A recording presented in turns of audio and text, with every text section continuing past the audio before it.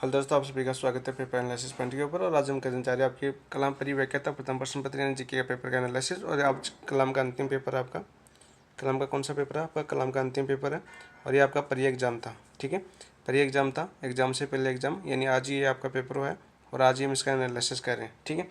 यानी कलाम के हम कितने कर चुके हैं? जो कलाम के हमने 15 महीने टेस्ट किए थे, 15 महीने टेस्ट कर चुके हैं। 3 आपके मेजर टेस्ट कर चुके हैं और आपके 3 ये फाइनल टेस्ट कर चुके हैं, ठीक है। यदि रिवीजन करना चाहूँ तो रिवीजन के लिए बेस्ट है इन 21 पेपरों का विश्लेषण कर सकते हैं। यानी प्रत्येक हमने क्या किया है, प्रत्येक क्वेश्चन को समझा है, क्वेश्चन के साथ साथ हमने प्रत्येक ऑप्शन को समझा है, ठीक है। यानी चारों ऑप्शन को प्रत्येक समझा है और इन चारों ऑप्शन से जितने महत्वपूर्ण क्वेश्चन आपके प्रीवियस ईयर में पूछे गए हैं, महत्वपूर्ण प्रश्न आपके जो आपके प्रीवियस ईयर में पूछे गए थे, आपके जो पीछे के एग्जाम में पूछे गए, चाहे अधीनस्थ बोर्ड हो चाहे आरपीसी हो, वो सारे क्वेश्चन हमने इसमें एनालिसिस के अंदर करवाए। यानी प्रत्येक चीज़ जो एक भी मुख्य पॉइंट था वो एक भी नहीं छोड़ा गया। तो रिवीजन के लिए आपके लिए बेस्ट होगा और अच्छा साबित होगा। जैसे आज हम बता दें आपको, जैसे आपका आज प्री एग्जाम हुआ है तो हमने जो आपकी व्यक्ति की थी उन्हीं में से लगभग आपके पूरे क्वेश्चन 80% क्वेश्चन आपको उन्हीं में से आए हैं। बहुत ही ईजी पेपर था, कोई टफ पेपर नहीं था, क्योंकि पूरे पेपर हम पहले कर चुके हैं, ठीक है। पूरी व्याख्या कर चुके हैं, इंपॉर्टेंट चीज़ जितनी थी वो सबकी व्याख्या कर चुके हैं। तो हमें अब आगे जो क्वेश्चन बनते हैं, महत्वपूर्ण क्वेश्चन बनते हैं, वो सभी हम पहले एनालिसिस कर चुके हैं। इसलिए हमारे लिए पेपर क्या हो गया, ईजी हो गया, ठीक है। क्योंकि प्रश्न MCQ प्रैक्टिस बहुत अच्छी की है हमने। 21 पेपर तो ये कर लिए हमने, ठीक है। और अभी 3 अपने संकल्प भी 3 कर चुके हैं, संकल्प क्लासेज बाड़मेर की। और संकल्प का चौथा आपका कल या परसों वो भी कर लेंगे, ठीक है। इसके अलावा हम 3 पेपर और करेंगे, ठीक है। अभी यानी फाइनल टेस्ट अपने टोटल 10 करने हैं, ठीक है। तो वो भी कर लेंगे। आज देखते हैं हम कलाम प्री व्याख्याता प्रथम प्रश्न पत्र का एनालिसिस करते हैं अच्छे से। तो देखिए आपका पहला क्वेश्चन क्या आया था। तो शुरू करने से पहले अभी तक अपने अपने चैनल को सब्सक्राइब नहीं किया तो चैनल को सब्सक्राइब कर लीजिए। आपको विश्लेषण अच्छा लगे, एनालिसिस अच्छा लगे तो कमेंट में जरूर बताइए कि आपको कैसा लगा, और जो एनालिसिस करवाया पेपर हमने वो कैसा लगे आपको, और उनका कितना बेनिफिट आपको हुआ वो भी जरूर बताएं। तो चलो शुरुआत करते हैं। शुरुआत करने से पहले पहला देखते हैं क्वेश्चन क्या है आपका। पहला क्वेश्चन आया था आपका, निम्न में से अरावली की पहाड़ियों का ऊंचाई की दृष्टि से कौन सा सही घटता अनुक्रम है? अरावली की ऊंचाई की जो पहाड़ियाँ हैं उनकी ऊंचाई की दृष्टि से कौन सा सही घटता अनुक्रम है, यह हमें बताना है। तो देखिए पहले इन पहाड़ों की आपको ऊंचाई याद होनी चाहिए। वैसे मैं बताऊं तो इस क्वेश्चन आपका गलत है, बिल्कुल गलत है आपका, क्योंकि सही नहीं दिया गया क्वेश्चन है। क्यों नहीं दिया गया? देखिए आपका दिलवाड़ा पहाड़ी है, तो दिलवाड़ा की कितनी ऊंचाई है आपकी? दिलवाड़ा की ऊंचाई आपको 1442 मीटर, आप सभी को पता है 1442 मीटर है, ठीक है। वहीं देखिए हम कोमलगढ़, दूसरा हम देखिए कोमलगढ़ की ऊंचाई कितनी है आपकी। कोमलगढ़ की बात करें हम तो कोमलगढ़ की कितनी है आपकी? कोमलगढ़ की आपकी 1224 मीटर, 1224 मीटर। फिर देखो आपका नागपानी की देख लेते हैं, पहला ऑप्शन कर रहे हैं एक बार हम। तो नागपानी कितनी है आपकी? नागपानी की आपकी ये भी उदयपुर के अंदर ही है, 867 मीटर। कितनी है आपकी? 867 मीटर है, ठीक है। वहीं हम लीलागढ़ी की देखें, लीलागढ़ी भी कहाँ पर आपकी? उदयपुर के अंदर है। और लीलागढ़ी की कितनी ऊंचाई आपकी? 876 मीटर, 876 मीटर है। अब देखो नई कौन सी है? अचलगढ़ की बात करें, यहाँ पर देखो अचलगढ़ दे रखा है हमें। अचलगढ़ की ऊंचाई कितनी है आपकी? 1380 मीटर। कितनी है आपकी? 1380 मीटर है, ठीक है। कोमलगढ़ हम देख लिया, लीलागढ़ हमने देख लिया, और हमें देखो सज्जनगढ़ दे रखा है। सज्जनगढ़ की कितनी है आपकी? सज्जनगढ़ की ऊंचाई आपकी 938 मीटर। कितनी है आपकी? 938 मीटर। काफ़ी बार एग्जाम पूछा जाता है सज्जनगढ़, ठीक है। तो अब देखिए आपका, देखते हैं हम क्रम क्या पूछा हमें, घटता हुआ क्रम। तो घटता क्रम सबसे ज़्यादा कौन सी है? सबसे ज़्यादा देखो दिलवाड़ा है आपका 1442। फिर कोमलगढ़ है, ठीक है। कोमलगढ़ कितनी है आपकी? 1224, ठीक है। फिर नागपानी, नागपानी कितनी है आपकी? 867। और देखो आपका लीलागढ़ 874। तो नागपानी से ज़्यादा होगी जो आपकी लीलागढ़ की, तो पहला ऑप्शन गलत हो गया, ठीक है। आप देखो आपको ऐसे देखिए अचलगढ़ कितनी है आपकी? 1380 मीटर, ठीक है। कोमलगढ़ कितनी है आपकी? कोमलगढ़ की अपनी देखिए अभी 1224 मीटर, ठीक है। लीलागढ़ कितनी देखिए हमने अभी देखिए, लीलागढ़ की 876 मीटर, ठीक है। लेकिन सज्जनगढ़ की देखो 938 मीटर है, तो लीलागढ़ से ज़्यादा है ना, तो ये भी गलत हो गया आपका, ठीक है। सही क्रम क्या होता है आपका? सज्जनगढ़ पहले आता और लीलागढ़ बाद में आता, ठीक है। तब आपका सही क्रम हो जाता है ऊंचाई की दृष्टि से। वही देखो आपका कोमलगढ़ है, और फिर आपका लास्ट में कोमलगढ़ वापस आ रहा है। और नागपानी और कमलनाथ, कमलनाथ की आपकी कितनी ऊंचाई? कमलनाथ की मैंने नहीं बताई ना, कमलनाथ की ऊंचाई आपकी 1001 मीटर। कितनी है आपकी? 1001 मीटर है कमलनाथ की, ठीक है। तो ये आपका नागपानी आ रहा है, फिर देखो कोमलगढ़ वापस आ रहा है, तो ये भी गलत हो जाएगा। और अचलगढ़ और आपको कोमलगढ़ वापस आ रहा है, ये भी आपको गलत हो जाएगा, क्योंकि कोमलगढ़ ये कहाँ पर आना चाहिए? अचलगढ़ की बात, क्योंकि सज्जनगढ़ से ऊंची है आपकी कोमलगढ़ की चोट है। तो ऐसे आपको पूरा गलत हो गया क्वेश्चन। क्यों हो गया? क्योंकि इस क्वेश्चन में अब कलाम ने आंसर क्या बना आपका? ऑप्शन नंबर 2 मन है। लेकिन 2 कब सही होगा? जब लीलागढ़ आपकी सज्जनगढ़ की जगह होगा, सज्जनगढ़ आपकी लीलागढ़ की जगह होगा, ठीक है। ऐसे क्रम आपका गलत है ये, और सही क्रम बता देता हूँ। और यदि आप ऑप्शन नंबर 2 को माने तो आपका कौन सा आएगा? देखो सही क्रम, सही क्रम आएगा, पहले आएगा आपका अचलगढ़।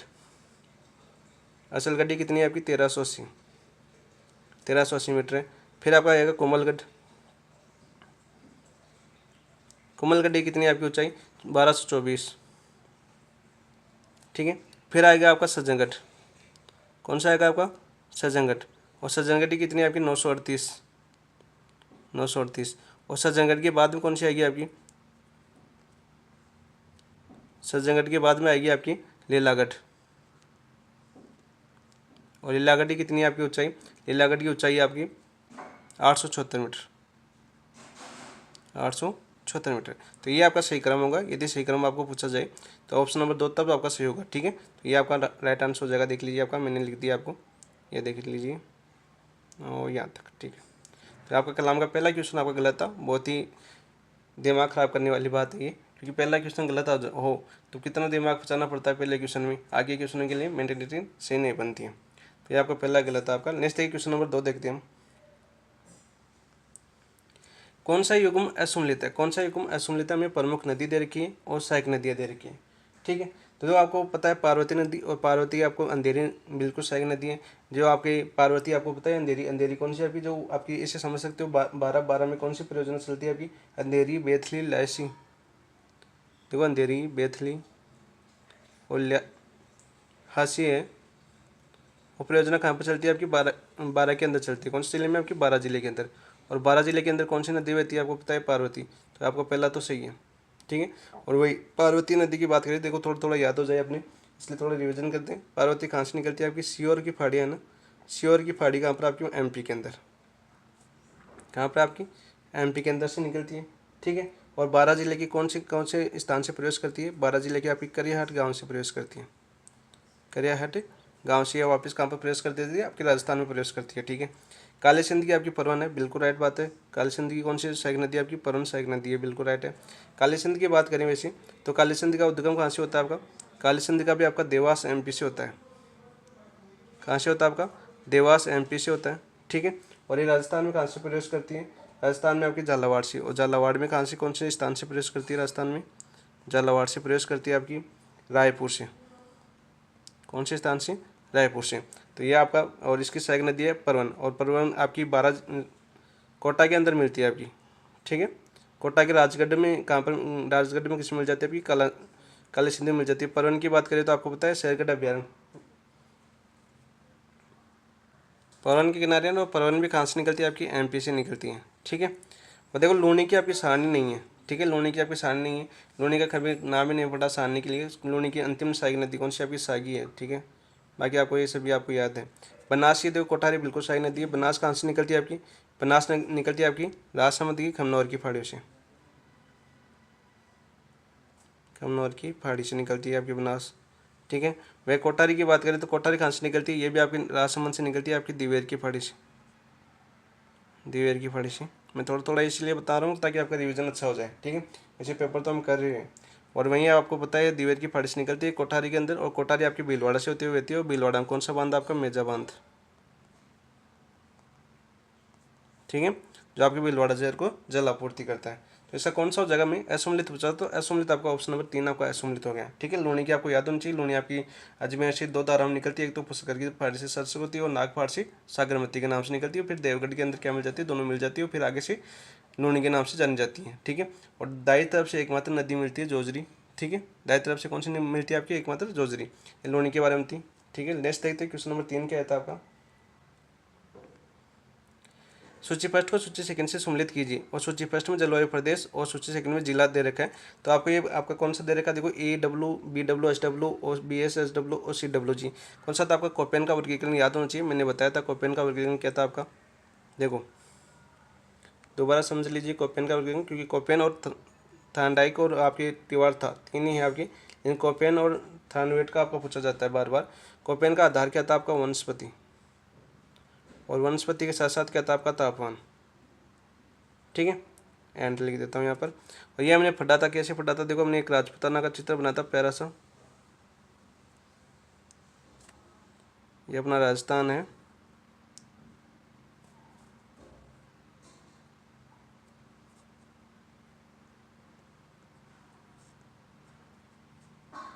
ठीक है, ये बनाता हूँ मैं, अपना राजस्थान है प्यारा सा झालावाड़।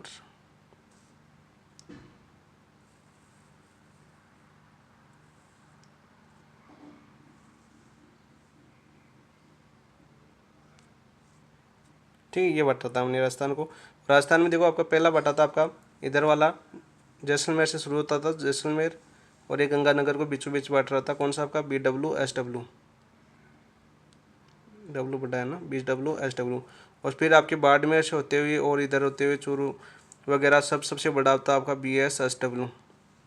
ठीक है, और फिर इधर वाला था आपका इधर जो आपका जयपुर वगैरह दौसा अलवर भरतपुर, कौन सा आपका CWG। और नीचे नीचे था आपका सबसे छोटा प्रदेश, कौन सा था आपका AW। तो इसमें देखो सबसे बड़ा तो कौन सा था आपका BSSW, सबसे बड़ा कोपेन का, साथ साथ ये भी याद होना चाहिए। और सबसे छोटा कौन सा था आपका AW, सबसे छोटा। ठीक है, तो यहाँ पर देखो अपना दे रखा है आपका, तो देखो आपको ये सब चीज़ें तो आपको याद होगी। 4 भागों में बटा था आपका राजस्थान को कोपेन ने। तो यहाँ पर देखो सबसे छोटा कौन सा हो गया था आपका AW कहाँ पर आया आपका, नीचे नीचे बांसवाड़ा में आया ना, तो बांसवाड़ा हो जाएगा पहला, तो बांसवाड़ा। BWSW देखे तो आपको कहाँ पर आ जाएगा आपका, देखो गंगानगर, ये वाला एरिया, देखो ये वाला एरिया। तो यहाँ पर देखो BWSW गंगानगर हो जाएगा। ठीक है, और आपका देखो BSSW की बात करें तो बाड़मेर से शुरू होता है, बाड़मेर और सबसे बड़ा और स्टेपी जलवायु पाई जाती है। और आपने देखा आपका पूर्वी राजस्थान जयपुर के आसपास और अलवर भरतपुर धौलपुर करौली किस में आता है आपका CWG, 2 में आ जाएगा। तो देखो आपका आंसर क्या हो जाएगा, 3 4 1 2, 3 4 1 2 कौन सी में आपका ऑप्शन नंबर A आपका राइट आंसर हो जाएगा 3 का। ठीक है, वहीं इनका प्रतिनिधित्व जिला भी देख लीजिए, प्रतिनिधित्व जिला भी आपको याद होना चाहिए। ठीक है, तो AW का कौन सा आपका बांसवाड़ा है, प्रतिनिधित्व जिला कौन सा आपका बांसवाड़ा है। BWSW का प्रतिनिधित्व जिला कौन सा आपका बीकानेर, कौन सा आपका बीकानेर। और आपका BSSW का प्रतिनिधित्व जिला कौन सा आपका नागौर, कौन सा है नागौर। और CWG का प्रतिनिधित्व जिला कौन सा आपका टोंक। और कॉपी ने कितने भागों में बांटा आपका 4 में, चारों भाग हमने समझ लिया अच्छे से। और यहाँ पर देखो BSSW में कौन सी जलवायु वनस्पति पाई जाती है आपकी स्टेपी, स्टेपी जलवायु। और दक्षिण वाले में कौन सी पाई जाती है आपकी सवाना, ये भी आपको याद होनी चाहिए। तो यहाँ पर आंसर हो गया आपका ऑप्शन नंबर 1 क्वेश्चन नंबर 3 का। नेक्स्ट है क्वेश्चन नंबर 4 देखते हैं। 4 क्या आया था आपका, कौन सा लोह एस्क उत्पादन क्षेत्र नहीं है, कौन सा आपका लोह एस्क उत्पादन क्षेत्र नहीं है। पहला दे रखा आपका देखो मांडो की पाल, तो मांडो की पाल ही नहीं है। ठीक है, आंसर तो हो जाएगा आपका ऑप्शन नंबर 1। तो आपका मांडो की पाल है तो क्यों नहीं है सर, तो देखो क्यों नहीं है आपका मांडो की पाल। देखो मांडो की पाल कहाँ पर है, पहले तो आपको ये याद होना चाहिए। मांडो की पाल आपका डूंगरपुर, कहाँ पर आपकी डूंगरपुर। और किसके लिए आपकी फ्लोर स्पार के लिए प्रसिद्ध है आपकी,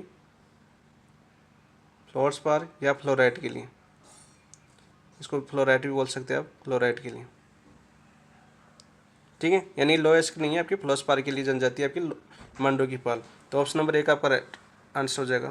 बाकी ऑप्शन की बात करें, बाकी ऑप्शन आपके लोएस्ट उत्पादन क्षेत्र से संबंधित है। तो लोएस्ट उत्पादन क्षेत्र से संबंधित है तो आपकी जिले भी याद होनी चाहिए। जिले की बात करें हम, देखो आपका निमला रायसेला है आपका, कौन सा आपका निमला रायसेला, ये कहाँ पर आपका निमला रायसेला की बात करें हम, तो ये आपका जयपुर के अंदर, सॉरी दौसा के अंदर, कहाँ पर आपका दौसा के अंदर है। ठीक है, वही बात करें आपके देखो थोरुंडेर, थोरुंडेर कहाँ पर आपका, थोरुंडेर की बात करें तो ये आपका उदयपुर के अंदर। ठीक है, वहीं उदयपुर में एक और चीज़ है आपकी, उदयपुर में कौन सी है आपकी नाथरा की पाल,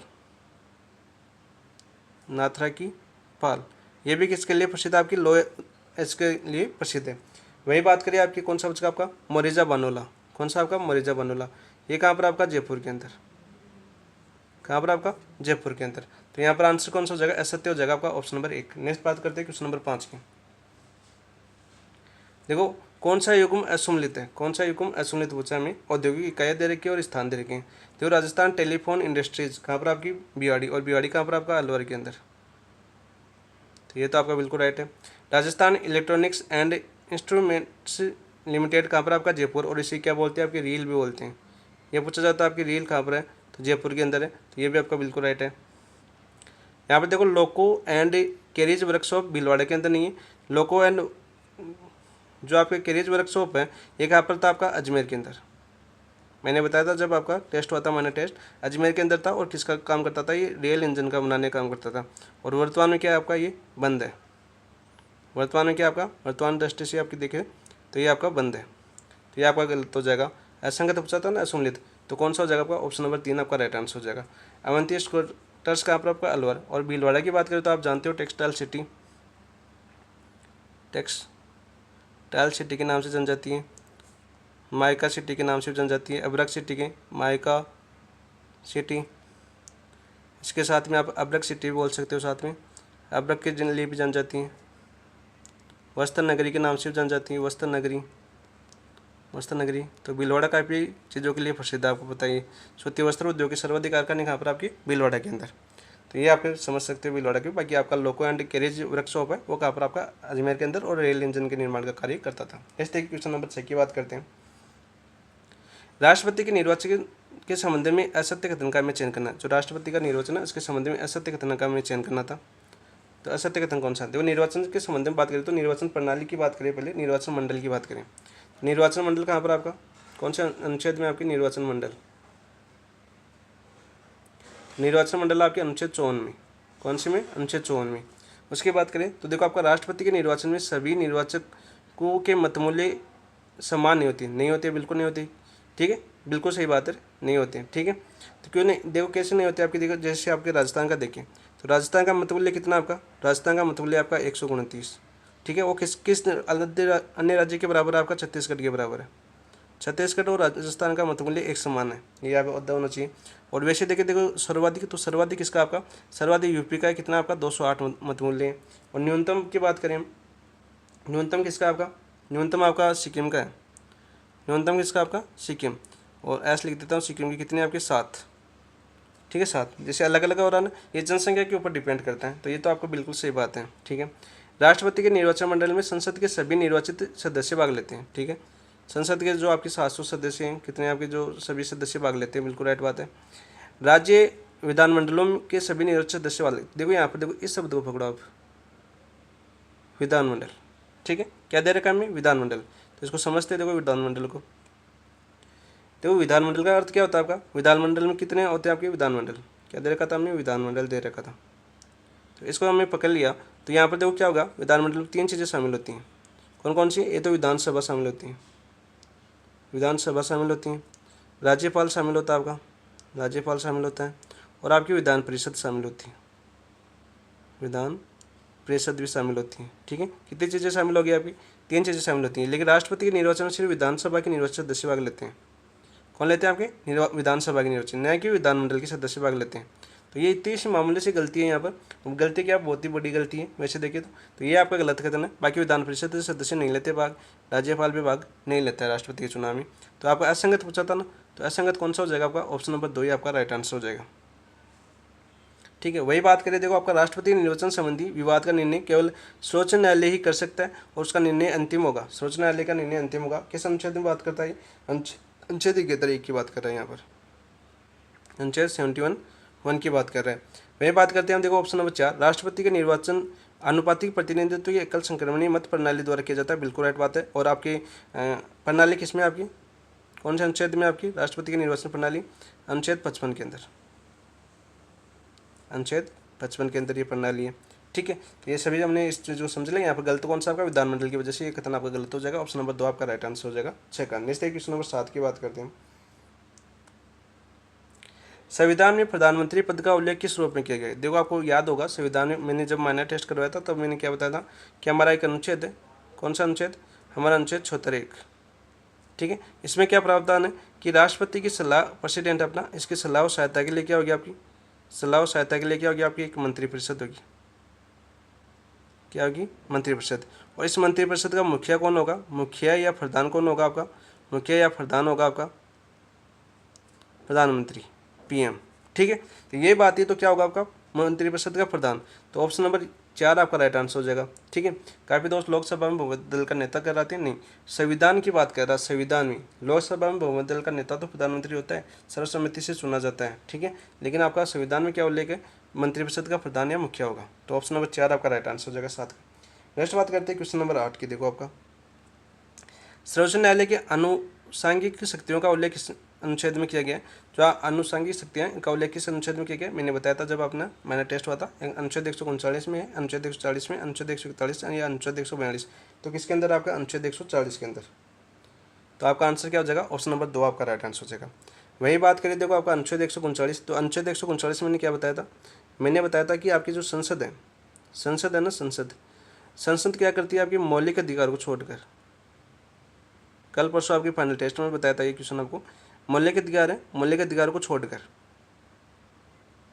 मूल्य के अधिकार को छोड़कर अन्य मामले पर, अन्य कोई भी मामला है ना, कोई भी मामला हो, अन्य मामला, इस पर रीट जारी करने का अधिकार दे सकती है सर्वोच्च न्यायालय को। रीट जारी करने का अधिकार, जारी करने का अधिकार दे सकती है किसको? सर्वोच्च न्यायालय को। यह आपका अनुच्छेद 39 के अंदर, ठीक है। वही बात करें अनुच्छेद 41 की बात करें तो 41 तो क्या आपका, जो मान लीजिए सर्वोच्च न्यायालय उसने कोई निर्णय दे दिया आपने, उस निर्णय पर अटल रहना, उस निर्णय को बदलता नहीं है, ठीक है, बदलता नहीं है, ठीक है, ऐसे मामले अटल रहना उसके ऊपर, यह आपका है अनुच्छेद 41। 42 कोई कानून बनाता है, कोई कानून ऐसा बनाए कि कानून, देखो दो, एक तो 42(1) और 42(2) इंपॉर्टेंट है। एक तो क्या आपका एक कानून ऐसा बनाए जो सभी के लिए न्याय योग्य हो, क्या आपको न्याय योग्य हो, ठीक है। और दूसरा क्या आपका, भारतवर्ष में, आपका जो भारत देश है, भारत में किसी भी व्यक्ति को बुला सकता है, किसी भी व्यक्ति को समन भेज सकता है, समन भेज सकता है। सरल भाषा में समझे हम तो ये लिख सकते हैं हम, समन भेज सकता है, यानी किसी भी व्यक्ति को अपने डॉक्यूमेंट्स लेके भी बुला सकता है, कंपनी है तो उसको भी बुला सकता है, यानी किसी को भी आदेश जारी कर सकता है। अनुच्छेद 42(2) के अंदर है ये आपका उल्लेख सर्वोच्च न्यायालय के अंदर। तो आंसर क्या हो गया आपका? आंसर हो जाएगा आपका ऑप्शन नंबर 2। नेक्स्ट देखिए क्वेश्चन नंबर देखते हैं हम 9 क्या है आपका। निम्नलिखित में से असत्य कथन का चयन कीजिए। असत्य कथन का हमें चयन करना है, बिल्कुल करते हैं। धर्म, मूल वंश, जाति या लिंग के आधार पर किसी व्यक्ति को निर्वाचक नामावली में शामिल करने हेतु अपात्र नहीं समझा जाएगा। बिल्कुल राइट बात है ये तो आपकी। किसी नागरिक को चित्त विकृत, अपराध या भ्रष्ट या अवैध आचरण, अनिवास के आधार पर मताधिकार के प्रयोग से अयोग्य घोषित किया जा सकता है। बिल्कुल किया जा सकता है, ये भी सत्य है आपका। संविधान के निर्वाचन आयोग की सदस्य संख्या का निर्धारण नहीं किया जा सकता। तो निर्वाचन आयोग की सदस्य संख्या कोई निर्धारण नहीं किया गया है संविधान के अंदर, आप सभी को पता है। निर्वाचन आयुक्तों का कार्यकाल 5 वर्ष की अवधि, देखो यहाँ पर 5 वर्ष दे रखा है, लेकिन कितनी आपकी 6 वर्ष, 6 वर्ष की अवधि या 65 वर्ष की आयु जो भी पहले निर्धारित की गई। तो असत्य कौन सा हो जाएगा? देखो यहाँ पर 5 वर्ष दे रखा, तो यह हो जाएगा आपका ऑप्शन नंबर 4 आपका असत्य कथन हो जाएगा, ठीक है। और आपके वर्तमान में मुख्य आयुक्त कौन है आपके? ये आपके अनुच्छेद, जो ये बात आपकी अनुच्छेद 324 में है, 324 में कौन से हम 4 के अंदर, ठीक है। वही बात करिए वर्तमान में निर्वाचन आयुक्त कौन है आपका? निर्वाचन आयुक्त की बात करें हम तो कौन है निर्वाचन आयुक्त वर्तमान में? ज्ञानेश कुमार, ज्ञानेश कुमार। नेक्स्ट बात करते हैं क्वेश्चन नंबर 10 की। देखो आपका 10 क्या था आपका, एक ही कार्यकाल में सबसे कम अवधि का लोकसभा अध्यक्ष पद पर रहे कौन रहे आपके? बलिराम भगत, रवि राय, नीलम संजीव रेड्डी या मनोहर जोशी। तो कौन रहे थे आपके? नीलम संजीव रेड्डी। क्यों रहे थे आपके? क्योंकि ये आपके लोकसभा अध्यक्ष पद का त्याग करके क्या बने थे? आपके राष्ट्रपति बने थे, राष्ट्रपति बने थे, ठीक है। और आज तक के जो आपके 2022 से पहले सबसे युवा राष्ट्रपति कौन थे आपके? नीलम संजीव रेड्डी थे आपके सबसे युवा राष्ट्रपति 2022 से पहले। और वर्तमान में कौन है? वर्तमान की बात करें तो आपकी द्रौपदी मुर्मू, द्रौपदी मुर्मू सबसे युवा राष्ट्रपति है, ठीक है। इस चीज़ में क्योंकि डाउट हो जाता है आपका नीलम संजीव रेड्डी और इसके अंदर, तो आप वर्तमान में कौन है आपकी? द्रौपदी मुर्मू है, ठीक है। वही आपके बलिराम भगत आपके राजस्थान के राज्यपाल भी रहे थे, सभी को पता है। 1993 में जब चौथा राष्ट्रपति शासन समाप्त हो रहा था तब कौन थे आपके? बलिराम भगत थे। वही बात करें हम आपका सबसे सर्वाधिक कार्यकाल लोकसभा को पूछा तो सर्वाधिक भी आपको पता होना चाहिए यहाँ पर। तो सर्वाधिक आपके सीकर के थे आपके लोकसभा अध्यक्ष कौन थे आपके? बलराम जाखड़, बलराम जाखड़, याद रखना बलराम जाखड़। नेक्स्ट बात करते हैं क्वेश्चन नंबर 11 की। देखो 11 क्या था आपका, निम्न में से कौन सी रचना गुप्त काल में रची गई थी? जो कौन सी रचना आपकी गुप्त काल में रची गई थी? मुद्रा डाक। तो आपका आंसर हो जाएगा एक, ऑप्शन नंबर 1 आपका राइट आंसर हो जाएगा। किसकी रचना थी? विशाख दत्त की थी। किसकी थी आपकी? विशाख दत्त की, विशाख दत्त की, ठीक है। ये सभी करवाए हैं आपके। काव्य मीमांसा आपको पता है किसकी काव्य मीमांसा? राजशेखर की थी। प्रत्यारकालीन थी, किसका? आपकी प्रत्यारकालीन, प्रत्यारकाल में थी। और किसकी थी आपकी? राजशेखर, महेंद्रपाल और महिपाल के समय की। इनके गुरु थे ना आपके राजशेखर। और वही राजतरंगिणी किसकी? आपकी कल्याण की। राजतरंगिणी बार बार एग्जाम पूछी जाती है, किसकी? आपकी कल्याण की। तो आंसर हो जाएगा आपका ऑप्शन नंबर 1। नेक्स्ट देखिए क्वेश्चन नंबर 12 की बात करते हैं। फतेहपुर सीकरी में निर्मित इस वह इमारत जिस पर गुजराती शैली का प्रभाव दृष्टिगोचर होता है, कौन सी इमारत है आपकी? देखो ये सभी आपकी फतेहपुर सीकरी की है। तो सबसे पहले तो यह होना चाहिए आपकी फतेहपुर सीकरी के निर्माण किसके कालीन? आपकी अकबरकालीन, अकबरकालीन इमारतें हैं सभी, ये आपको याद होना चाहिए। पंचमहल है। पंचमहल आपका देखो इसमें बौद्ध शैली का प्रयोग हुआ है। किसमें किसका हुआ आपका? बौद्ध शैली का प्रयोग। पंचशैली में तो बौद्ध शैली का प्रयोग हुआ है। ठीक है। तुर्की सुल्ताना का महल को आपको कल ही बताया था मैंने, बार बार बताता हूँ आपका। पर्सी ब्राउन ने क्या कहा था इसको? मुगल स्थापत्य कला का रत्न। मुगल स्थापत्य कला का रत्न। कला का रत्न किसे कहा? आपका तुर्की सुल्ताना के महल को। फिर बीरबल महल भी आपका फतेहपुर सीकरी का महल है। जोधाबाई का महल आपका राइट आंसर हो जाएगा। और आपके फतेहपुर सीकरी का सबसे कौन सा बड़ा महल आपका? ये है सबसे बड़ी इमारत। सबसे बड़ी इमारत, तो आंसर भी ये हो जाए आपका जोधाबाई का महल, ऑप्शन नंबर 4। 12 का। नेक्स्ट क्वेश्चन नंबर देखते हैं हम। 13 क्या था आपका? दुनिया के वे पहले राजनीतिक कैदी जिनका मामला हेग स्थित अंतर्राष्ट्रीय न्यायालय में चला, कौन थे आपके? वो थे आपके लाला लाजपत राय नहीं, बाल गंगाधर तिलक नहीं, विपिन चंद्र पाल नहीं, V D Savarkar. Option number 4 आपका राइट आंसर हो जाएगा। वी डी सावरकर थे। इनकी ये पुस्तक भी याद रखना 1857 वाली, 1857। ठीक है, आंसर तो ये हो गया। लाला लाजपत राय की बात करें तो कौन थे आपके? राजस्थान पंजाब केसरी। पंजाब केसरी या शेर पंजाब इनकी उपाधि थी, शेर पंजाब। ऐसे क्या उपाधि से आपको याद आ जाएंगे। बाल गंगाधर तिलक की बात करें हम, पत्रकारिता के कारण जेल जाने वाले प्रथम।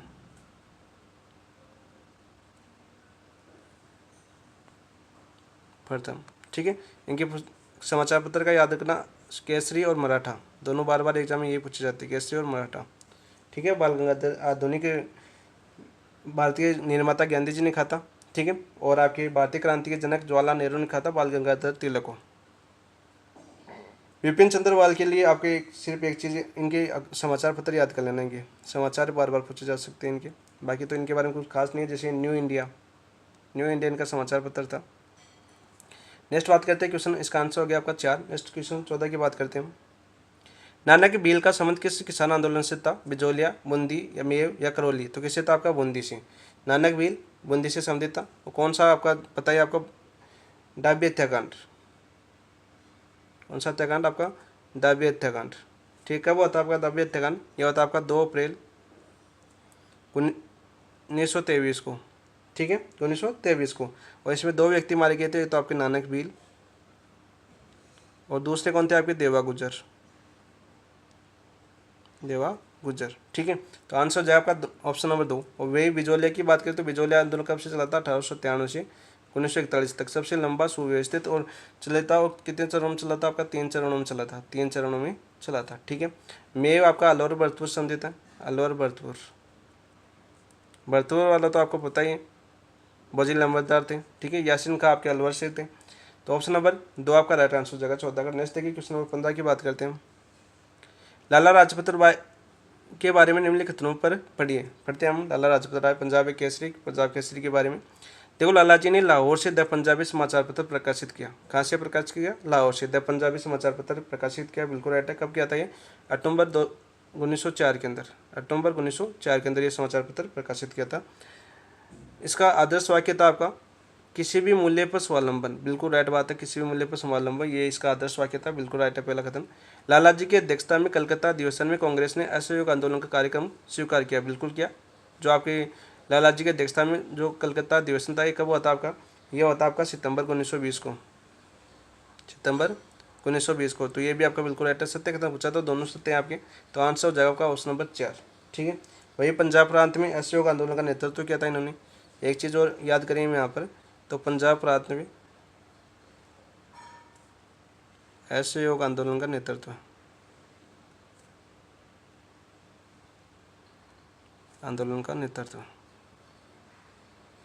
ठीक है, तो इसका आंसर हो गया आपका option number 4। Next question number 16 की बात करते हैं हम। 16 क्या आता है आपका? सरदार वल्लभ भाई पटेल के संबंध में सत्य कथन नहीं है, ये आपको बताना है। तो सरदार पटेल ने देशी रियासतों से ऐसे किसी भी समझौते से इनकार किया जो विदेशी मामले, प्रतिरक्षा, यातायात व संचार मामले भारत संघ को नहीं सौंपता। बिल्कुल राइट बात है ये तो आपका। सरदार पटेल ने भारतीय में रियासतों के विलय के कारण उन्हें भारत का विस्मार खा जाता है, बिल्कुल राइट है। रियासतों के विलय कारण यानी रियासती विभाग की डेट याद आनी चाहिए। ऐसे देखते हैं आपको 5 जुलाई 1947 में रियासती विभाग की स्थापना हुई थी और इसके सचिव थे आपके वीपी मेनन। ठीक है, भारत का विस्मार खा जाता है रियासतों के विलय कारण, और इसे या लौह पुरुष भी बोला जाता है, लौह पुरुष, लौह पुरुष भी आ सकता है, बिल्कुल राइट है। दूसरा खत्म। सरदार पटेल ने सिविल सेवकों को भारत का इस्पाती ढांचे की संज्ञा दी, किसकी दी आपकी? इस्पाती ढांचे की संज्ञा दी, बिल्कुल राइट है आपका। चौथा देखिए आपका 3 तो सही है, तो बच्चा कौन सा आपका चौथा है? बच्चा वैसे गलत।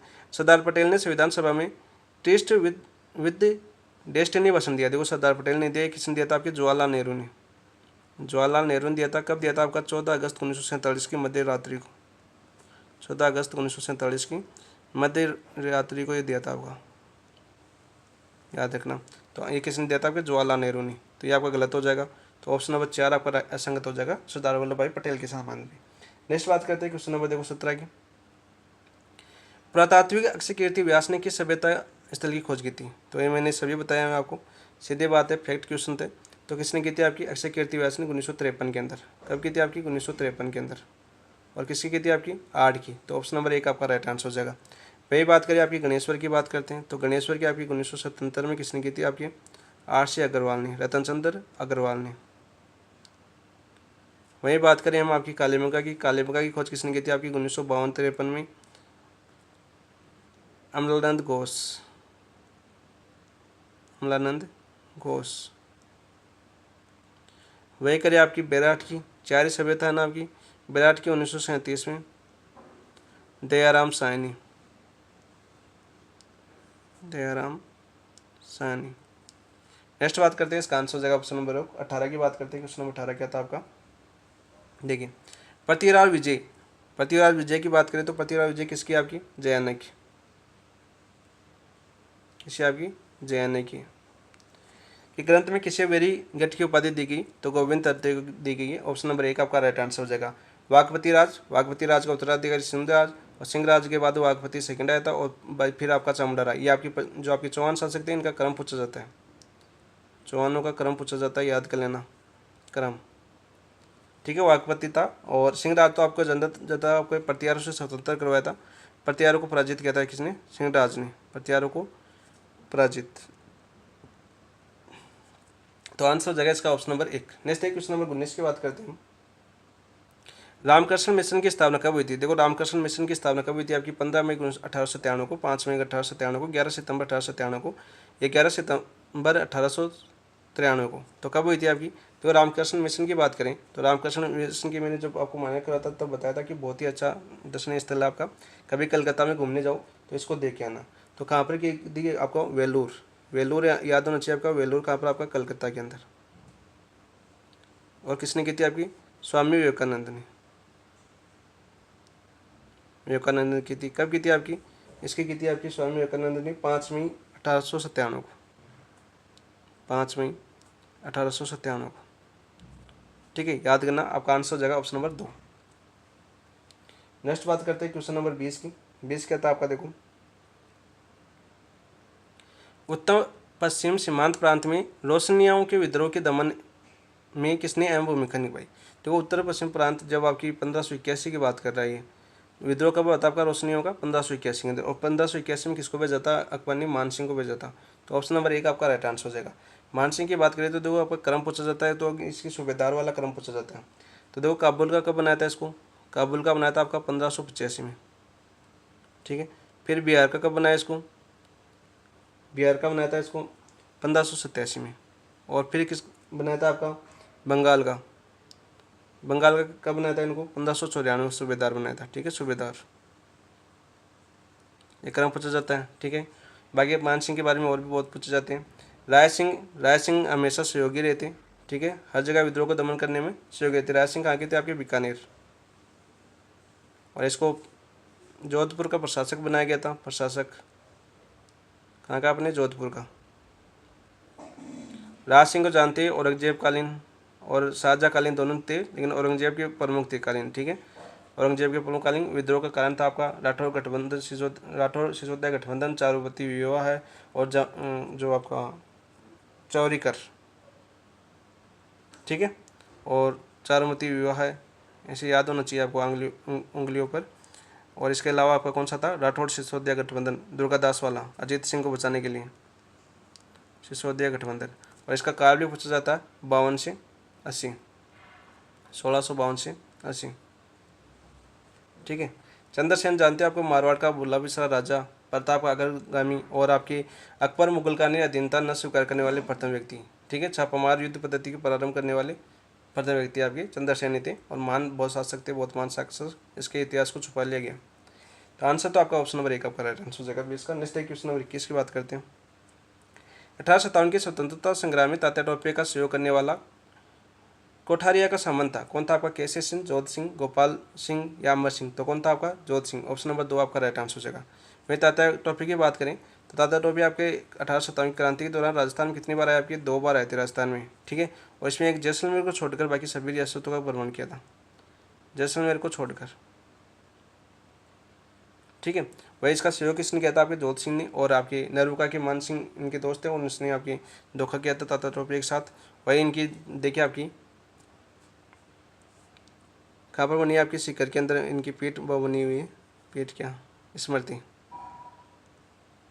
ठीक है। कहाँ पर, सीकर राजस्थान के अंदर। तो जोध सिंह थे आपके कोठारिया के सामंत। तो ऑप्शन नंबर 2 आपका राइट आंसर हो जाएगा। किसका नेक्स्ट है क्वेश्चन नंबर 22। देखो 15 मार्च 1921 को अजमेर में आयोजित राजनीतिक सम्मेलन की अध्यक्षता किसने की थी। राजनीतिक सम्मेलन कब हुआ था आपका, 15 मार्च 1921 को। इसकी अध्यक्षता किसने की थी, आपकी मोतीलाल नेहरू ने नहीं की, महात्मा गांधी कभी नहीं की राजस्थान में, मनीलाल कोठारी भी नहीं थे। कौन थे आपके, मौलाना शौकत अली। तो ऑप्शन नंबर 2 आपका राइट आंसर हो जाएगा 22 का। नेक्स्ट बात करते हैं क्वेश्चन नंबर 23 क्या था आपका। देखो पौधे पर से, साइंस से क्वेश्चन हो गया आपके, पौधे पर से परिपक्व पत्तियों और फलों का झड़ना किस पदार्थ के कारण होता है। फलों का झड़ना और जो आपकी पत्तियां और फलों का झड़ना है वो किस पदार्थ के कारण होता है, ऑक्सीजन या जिबरेलिन या एबेसिक अम्ल या साइटोकानिन। तो किसके कारण होता है आपका, एबेसिक अम्ल के कारण। ठीक है। इसको और क्या बोलते हैं, किस नाम से जाना जाता है इसको, अन्य नाम से, अन्य नाम इसका नाम प्रतिरोधक हार्मोन भी बोलते हैं इसको। क्या बोलते हैं इसको, प्रतिरोधक हार्मोन, प्रतिरोधक हार्मोन बोला जाता है। भाई अन्य बात करें हार्मोन की, आपका देखो आपका ये तो रोकता है, आपका झड़ने से रोकता है ऑक्सीजन। तो क्या करता है आपका, वर्दी हार्मोन है वैसे तो आपका ये, कौन सा आपका, वर्दी हार्मोन। और ये क्या करता है आपका, झड़ने से रोकता है, झड़ने से रोकता है। ठीक है। और जिबरेलिन क्या करता है, ये जैसे आपका बीज अंकुरण में काम आता है, किसमें आता है आपका, बीज अंकुरण में, बीज अंकुरण में काम आता है। कौन सा आपका, जिबरेलिन। साइटोकिन आपके कोशिका विभाजन में काम आता है, किसमें आता है आपका, कोशिका विभाजन, कोशिका विभाजन। तो आंसर क्या हो गया था आपका, ऑप्शन नंबर 3। नेक्स्ट देखिए क्वेश्चन नंबर 24 की बात करते हैं। 24 क्या था आपका, भारत में कौन से जीव नदी पारिस्थितिकी तंत्र में वही महत्व है। नदी जो आपका पारिस्थितिकी तंत्र है उसमें वही महत्व है जो जंगल में बाघ का है। मैकोक बंदर नहीं, मार्स मगरमच्छ नहीं, गंगे डॉल्फिन। ऑप्शन नंबर 3 आपका राइट आंसर हो जाएगा। ठीक है। और गंगे डॉल्फिन वाला वो गंगा नदी वाला प्रोग्राम याद हो जाना चाहिए आपका, गंगा नदी वाला 2014 में सफाई वाला। ठीक है। और इसको राष्ट्रीय जल जीव कब घोषित किया गया, राष्ट्रीय जल जीव कब घोषित किया, कमेंट में बताना ये आपको, देखिए याद है कि नहीं। नेक्स्ट देखते हैं क्वेश्चन नंबर 25 की बात करते हैं। 25 क्या था आपका, देखो किसी पिंड का वायु में भार 10 न्यूटन है। कोई पिंड है उसका भार वायु में 10 न्यूटन है और जल में पूरा डुबाने पर इसका भार 8 न्यूटन है। तो पिंड का विस्थापित भार कितना होगा। तो देखो इसमें विस्थापित भार कितना हो जाएगा, विस्थापित भार, विस्थापित बात करें तो विस्थापित भार हो जाएगा आपका वायु में भार, वायु में भार माइनस कर दो आपको जल में भार, जल में डूबने के बाद जल में भार कितना आपका। तो देखो वायु में भार कितना आपका, वायु में भार आपका 10 न्यूटन। ठीक है। माइनस जल में डूबने पर कितना भार हो गया आपका 8 न्यूटन। तो 10 में से 8 गए तो कितना बचे आपके 2 न्यूटन। बहुत ही एजुकेशन था। तो आंसर हो जाएगा आपका पिंड के द्वारा विस्थापित जल का भार कितना हो गया आपका, ऑप्शन नंबर 2 आपका राइट आंसर हो गया 25 का। नेक्स्ट बात करते हैं क्वेश्चन नंबर 26। निम्नलिखित यौगिकों में किसमें COOH एक क्रियात्मक समूह है। तो COOH क्रियात्मक समूह कौन सा क्रियात्मक समूह है, ये आपका कार्बोक्सिलिक अम्ल, आपका कार्बोक्सिलिक अम्ल। तो कार्बोक्सिलिक अम्ल है तो इसका अनुलग्न क्या होता है आपका, सभी को पता है आपका अनुलग्न क्या होता है इसका, ओइक होता है। क्या होता है आपका, ओइक। तो देखो कौन से में ओइक आ रहा है वही आपका आंसर हो जाएगा। प्रोपेनॉन आ रहा है, ये आपका नेल आ रहा है, तो कौन सा हो जाएगा आपका LDR-CHO होगा इसमें नेल के अंदर। और देखो आपका प्रोपेनॉन नहीं होगा, आपका कीटोन होता है ना नॉन में, तो क्या होता है आपका कीटोन, COO ऐसे आता है ना कीटोन। तो यहाँ पर कौन सा हो जाएगा ओइक अम्ल, ये आ रहा है आपका ऑप्शन नंबर 4 प्रोपेनोइक।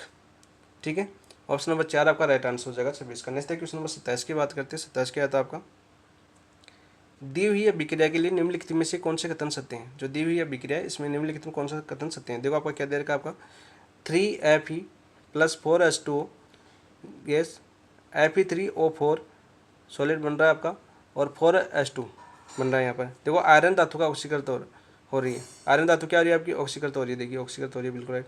जल का अपचयन हो रहा है, ठीक है, जल का अपचयन हो रहा है, बिल्कुल राइट, जल का अपचयन हो रहा है, ये देखिए आपका जल का अपचयन हो रहा है। H2 में आ रहा, H2 था, H2 में गैस में बदल गया, अपचयन हो रहा है ना आपका। जल अपचायक के रूप में कार्य नहीं कर रहा, जल क्या कर रहा है, देखो ऑक्सीजन दे रहा है आपका, ऑक्सीकारक के रूप में कार्य कर रहा है, तो ऑक्सीकारक आ जाएगा। तो आंसर क्या हो जाएगा आपका 1 2 4, 1 2 4 कौन से में आपका ऑप्शन नंबर 3 आपका राइट आंसर हो जाएगा 27 का। नेक्स्ट बात करते हैं क्वेश्चन नंबर 28 की बात करते हैं। 28 क्या आपका, यदि 3 संख्या ए का न्यूनतम अभाज्य गुणनखंड है तथा 7 संख्या बी का न्यूनतम अभाज्य गुणनखंड है, तो संख्या ए प्लस बी का न्यूनतम अभाज्य गुणनखंड है। तो ये पूछा है हमें। तो यहाँ पे देखो मान लेते हैं हम 3 का न्यूनतम अभाज्य गुणनखंड कितना आपका ए है, ठीक है, 3 का क्या हो जाएगा ए, डेढ़ आपको दिखता नहीं है ब्लैक का ना, 3 का अभाज्य गुणनखंड क्या आपका ए है, ठीक है, मान लेता हूँ। तो यहाँ पर क्या हो जाएगा 3 की पावर n क्या हो जाएगा आपकी n, जहाँ n क्या हो जाएगा आपका कोई भी प्राकृतिक संख्या हो सकती है, कोई भी प्राकृतिक संख्या हो सकती है अभाज्य गुणनखंड के लिए। तो यहाँ पर देखो आप क्या मान सकता हूँ, न्यूनतम तो 3 है, तो यहाँ पर देखो 3 को अभाज्य गुणनखंड बताना है, तो 3 5 हो सकता है, ठीक है, 3 7 हो सकता है, ठीक है, 3 7 हो सकता है, ठीक है, अभाज्य गुणनखंड ए का, ठीक है ए, तो ये क्या हो सकता है, तो 5 हो सकता है, 1 7 हो सकता है, ठीक है। यहाँ पर वही देखो आपका क्या दे रखा है, आपका 7 संख्या दे रखी है, अच्छा मैं राइट ले लिया मैंने, क्या दे रखी है हमें 7 दे रखी है, और 7 की संख्या बी का न्यूनतम अभाज्य संख्या है, किसका आपका संख्या बी का। तो यहाँ पर 7 की पावर क्या क्या हो सकती है देखो आपकी, तो 7 × 11 हो सकता है ना, ये भी आपका इसका न्यूनतम 11 का न्यूनतम अभाज्य संख्या क्या आपका 7 ही है, ठीक है, ये दोनों अभाज्य संख्या तो न्यूनतम कौन सी 7 है, और 7 × 13 हो सकता है, ठीक है। ये तो देखो कौन सा हो गया आपके पास, ये तो हो गया आपका a = 5, और इसे माना है मैंने a = 7, यहाँ पर देखो a = 11, b = 11 और b = 13। अब हमें क्या पूछा, देखो a + b पूछा हमें, तो a + b करो वहाँ पर a + b, तो यहाँ से a लो आप 5 प्लस यहाँ से b लो आप 11, तो कितना हो गया आपकी 11 5 16, 16 क्या आ रहा है आपका सम, और सम संख्या का सबसे छोटा अभाज्य गुणनखंड कौन सा आपका 2, किसका भाग जाएगा इसमें 16 में, सिर्फ 2 का जाएगा सबसे छोटा 2। वही देख लो आप दूसरा लो, 2 एग्जाम्पल इसलिए ताकि आपको डाउट ना हो। दूसरा देखो ए लिया हमने 7 प्लस बी कितना लेंगे हम 13, तो देखो 13 और 7 कितने हो गए आपके 20, तो 20 भी क्या आ रहा है आपका सम आ रहा है ना, और 20 में भी किसका भाग जाएगा आपका 2 का भाग जाएगा, ठीक है। तो आंसर क्या हो जाएगा आपका ऑप्शन नंबर 1 आपका राइट आंसर हो जाएगा। तो न्यूनतम अभाज्य संख्या गुणनखंड क्या होगा a + b का 2 हो जाएगा, ऑप्शन नंबर 1 आपका राइट आंसर हो जाएगा। नेक्स्ट एक क्वेश्चन हम बात करते हैं 29 की। ये देखिए हमारा दे रखा है 7 की पावर दे रखा है 0.25, देखो 7 की पावर क्या दे रखा है हमें, 7 की पावर दे रखा है 0.25, ठीक है, इंटू देखो 7 का 49 दे रखा है, तो 49 को क्या लिखता हूँ, 7 का स्क्वायर क्या होता है आपका 49, तो इसको क्या लिख सकता हूँ मैं 7 का 49, तो 7 की पावर क्या हो जाएगा 2 हो जाएगा 49, इंटू हो जाएगा ये किससे आपका 0.75 से, ठीक है, इंटू देखो आपका 343 दे रखा है, तो 7 का क्यूब कितना होता है आपका 343 होता है, ठीक है। तो यहाँ पर देखो 7 की पावर 3, तो 3 गुणा किससे होगा आपका 3 गुणा हो जाएगा 0.2 से। वही नीचे बात करें हम, तो देखो 243 दे रखा है हमें, क्या दे रखा है 243 क्या होता है आपका 3 की पावर 5, कितना होता है आपका 243, तो यहाँ से क्या लिख सकता हूँ नीचे में 3 की पावर 5, और गुणा किससे हो जाएगा 3 की पावर 5, पावर में आपका 0.13, और नीचे क्या हो जाएगा आपका 3 की पावर 5 और पावर में क्या दे रखा है 0.07। तो अब देखिए आपका क्या हो जाएगा, यहाँ से आपका ये हो जाएगा, देखो आपका आधार पहले तो इसको गुणा कर लो, तो 7 की पावर 0.25 इंटू 7, इसको देखो 75 से 2 से करेंगे 75 दूना 150, तो 0.3 छोड़ के लगाना, तो 0.150 हो गया, इंटू 7 की पावर देखो 3 दूनी 6, कितना हो जाएगा आपका 3 दूनी 6, तो यहाँ पर कितना हो जाएगा आपका 0.6 हो गया, 2 है ना, हाँ 2, ठीक है। अब देखिए आपका बट्टा नीचे क्या हो जाएगा आपको 13.65, तो 3 की पावर क्या हो जाएगी आपकी 0.65, ठीक है। वहीं आपकी बात देखो यहाँ पर क्या हो जाएगा इंटू 3 की पावर देखो 7, 7 पंजे 35, तो 0.35 हो जाएगा। तो यहाँ पर देखो आपका आधार समान है तो घाते जुड़ जाएगी, तो यहाँ पर घाते जोड़ा आपको 7, इनको जोड़ेंगे देखो आपका 25, 0.25, तो जोड़ो इनको देखो आपका 0.25, ठीक है। 0.150, तो यहाँ पर 0 लगाओ आगे ऊपर, 0.6 है तो यहाँ पर 0 0 लगाओ 2, देखो जोड़ो 5 और 5 10, ठीक है। और देखो 3 और 1, 3 और 6 9, 9 और 1 अस्सी और 10, और पॉइंट कितना छोड़ के लगाना हमें 3, तो ऊपर तो आ जाएगा आपका 7 की पावर 1.000, ठीक है। नीचे कितना आ जाएगा आपका 3 पावर, देखो 65 और 35 कितने होते हैं आपके 100 होते हैं, तो 0.1.00 आ जाएगा। तो यहाँ पर देखो पावर 0 का कोई महत्व नहीं, 7 की पावर 1 और 3 की पावर 1, तो क्या आ जाएगा आपका 7/3 आपका राइट आंसर हो जाएगा। तो देखो 7/3 कौन से ऑप्शन में, ऑप्शन नंबर 1 आपका राइट आंसर हो जाएगा 29 का। नेक्स्ट बात करते हैं क्वेश्चन नंबर 30 की। देखो 30 क्या था आपका, यदि बहुपद दे रखा है हमें, देखो x³ प्लस ax² माइनस का bx प्लस 10, क्या दे रखा है हमें दे रखा है, देखो बहुपद दे रखा है x³ प्लस ax² माइनस का bx प्लस का 10, और इसका एक विभाजित दे रखा कि आपका x² माइनस का 2x प्लस 2, ये इसका विभाज्य है, तो इसके जो गुणनखंड होंगे वो इसको क्या करेंगे, संतुष्ट करेंगे। तो इसके गुणनखंड करो इसका, तो क्या लिख सकता हूँ, देखो x² माइनस का 2x माइनस का x लिख सकता हूँ प्लस का 2 इक्वल टू 0। तो यहाँ से देखो x कॉमन लिया तो क्या आ जाएगा x माइनस 2, यहाँ से -1 कॉमन लिया तो x माइनस 2 इक्वल टू 0। तो यहाँ से क्या हो जाएगा x माइनस का 1 और x माइनस का 2 इक्वल टू 0।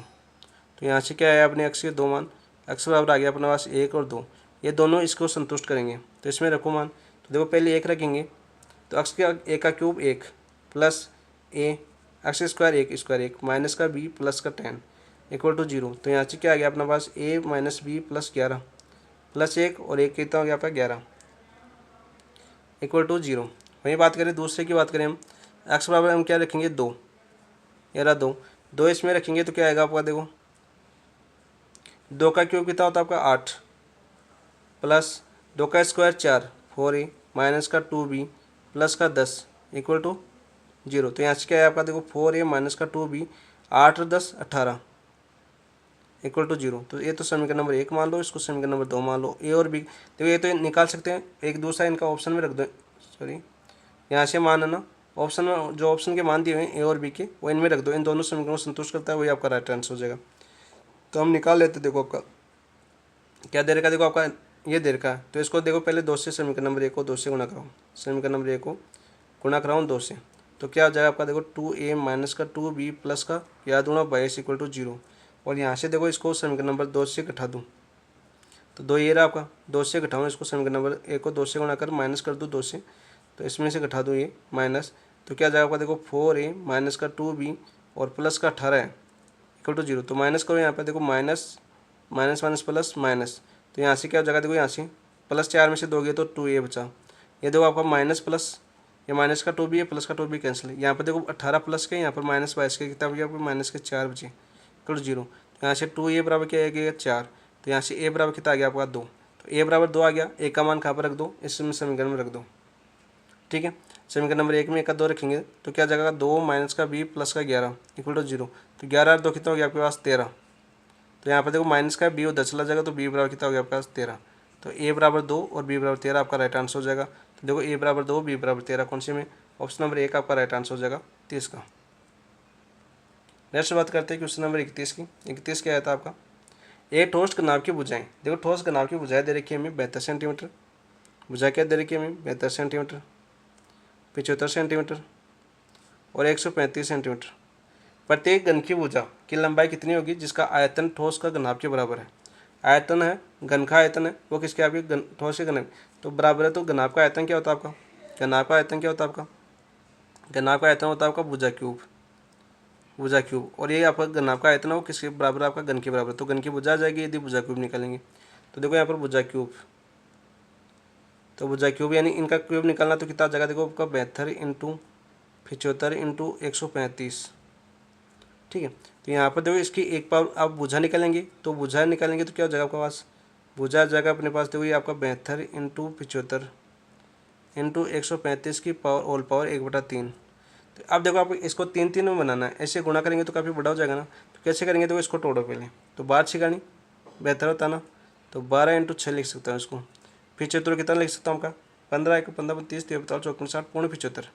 तो 15 × 5 लिख सकता हूँ इसको। और 135 को क्या लिख सकता हूँ मैं 135 में देखो आपका 5 का भाग दो एक बार, 5 × 5 का भाग देंगे 5 एकम 5, ठीक है, 5 दूनी 10, 2 और कितने बचे आपके 3 5 5 7 35, 27 लिख सकता हूँ कि पावर 1/3। तो देखो हमें 3 3 बनाना है। तो देखो 12 को क्या लिख सकता हूँ मैं 12 को लिख सकता हूँ 2 × 6 एक बार, ठीक है। 15 को क्या लिख सकता हूँ मैं 15 लिख सकता हूँ 3 × 5 और इंटू 5 और इंटू 5 आ गया। और 27 को क्या लिख सकता हूँ मैं 3 बार लिख सकता हूँ 3 × 3 × 3 लिख सकता हूँ ना। अब देखो 1/3 यहाँ पर देखो आप अपना क्या आ रहा है आपका, इसको देखो आप 6 और एक 6 रह गया अपना यहाँ पर देखो 12 को 6 गुना और 1 × 6, ये अपना 6 रह गया। 12 को तो क्या लिखा मैंने 2 × 6। अब देखो 6 इसको क्या लिख सकता हूँ मैं इसको 2 लिख सकता हूँ, इसको 6 को क्या लिख सकता हूँ 2 × 3, इस 6 को क्या लिख सकता हूँ मैं 2 × 3।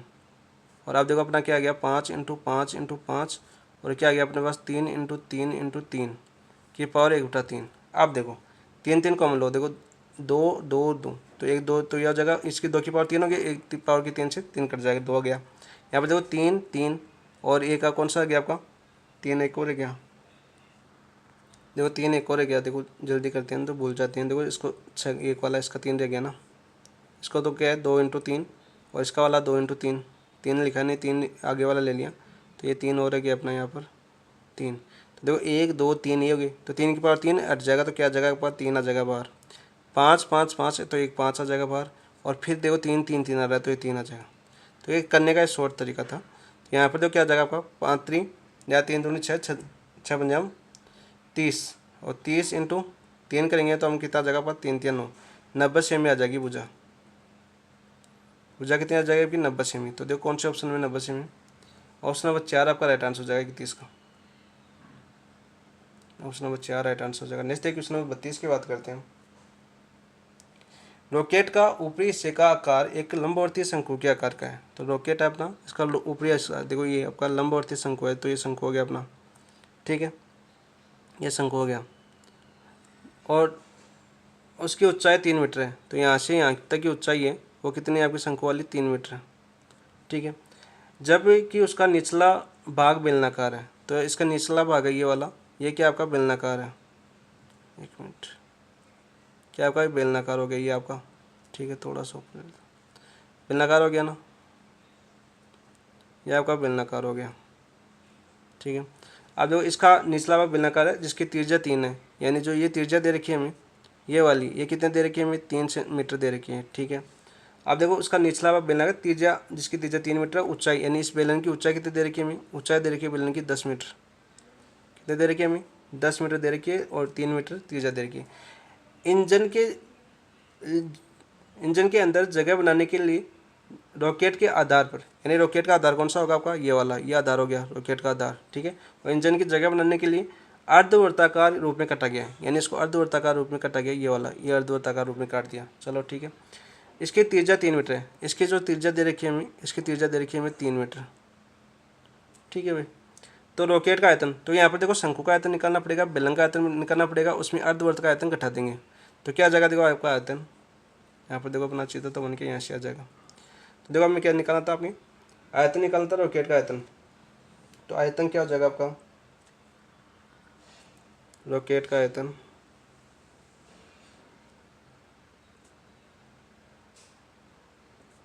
क्या हो जाएगा आपका, देखो ये तो जगह पर शंकु का आयतन, शंकु का आयतन, शंकु वॉल्यूम लिख देता हूँ, प्लस बेलन का आयतन, बेलन वॉल्यूम लिख देता हूँ, माइनस करना हमें अर्धवर्त का जो आयतन घटा है ना हमारा, अर्धगोले का आयतन या अर्धवर्त का आयतन, अर्धवर्त का आयतन कौन सा वाला ये वाला, क्योंकि हमें जगह इंजन के लिए जगह रखनी थी इसलिए काटा था इसको। अब देखो आपका शंकु का आयतन क्या होता है, आपका शंकु का आयतन होता है आपका 1/3 πr²h, ठीक है, प्लस बेलन का आयतन क्या होता है आपका πr²h, माइनस अर्धगोले का वर्त का आयतन क्या होता है आपका 2/3 πr³, ठीक है। आर हमें दी हुई कितने देंगे 3 सेंटीमीटर, और इसकी देखो ऊंचाई शंकु की ऊंचाई कितनी दे रखी है हमें 3 मीटर, ठीक है, और बेलन की ऊंचाई कितनी दे रखी है हमें 10 मीटर, इस एच का मान तो कितना दे रखा है 10 मीटर, और इस एच का मान कितना दे रखा है हमें 3 मीटर, तो मान रख दो अभी सभी। तो यहाँ पर क्या जगह दो 1/3 पाई पाई को पाई रखना है, ठीक है।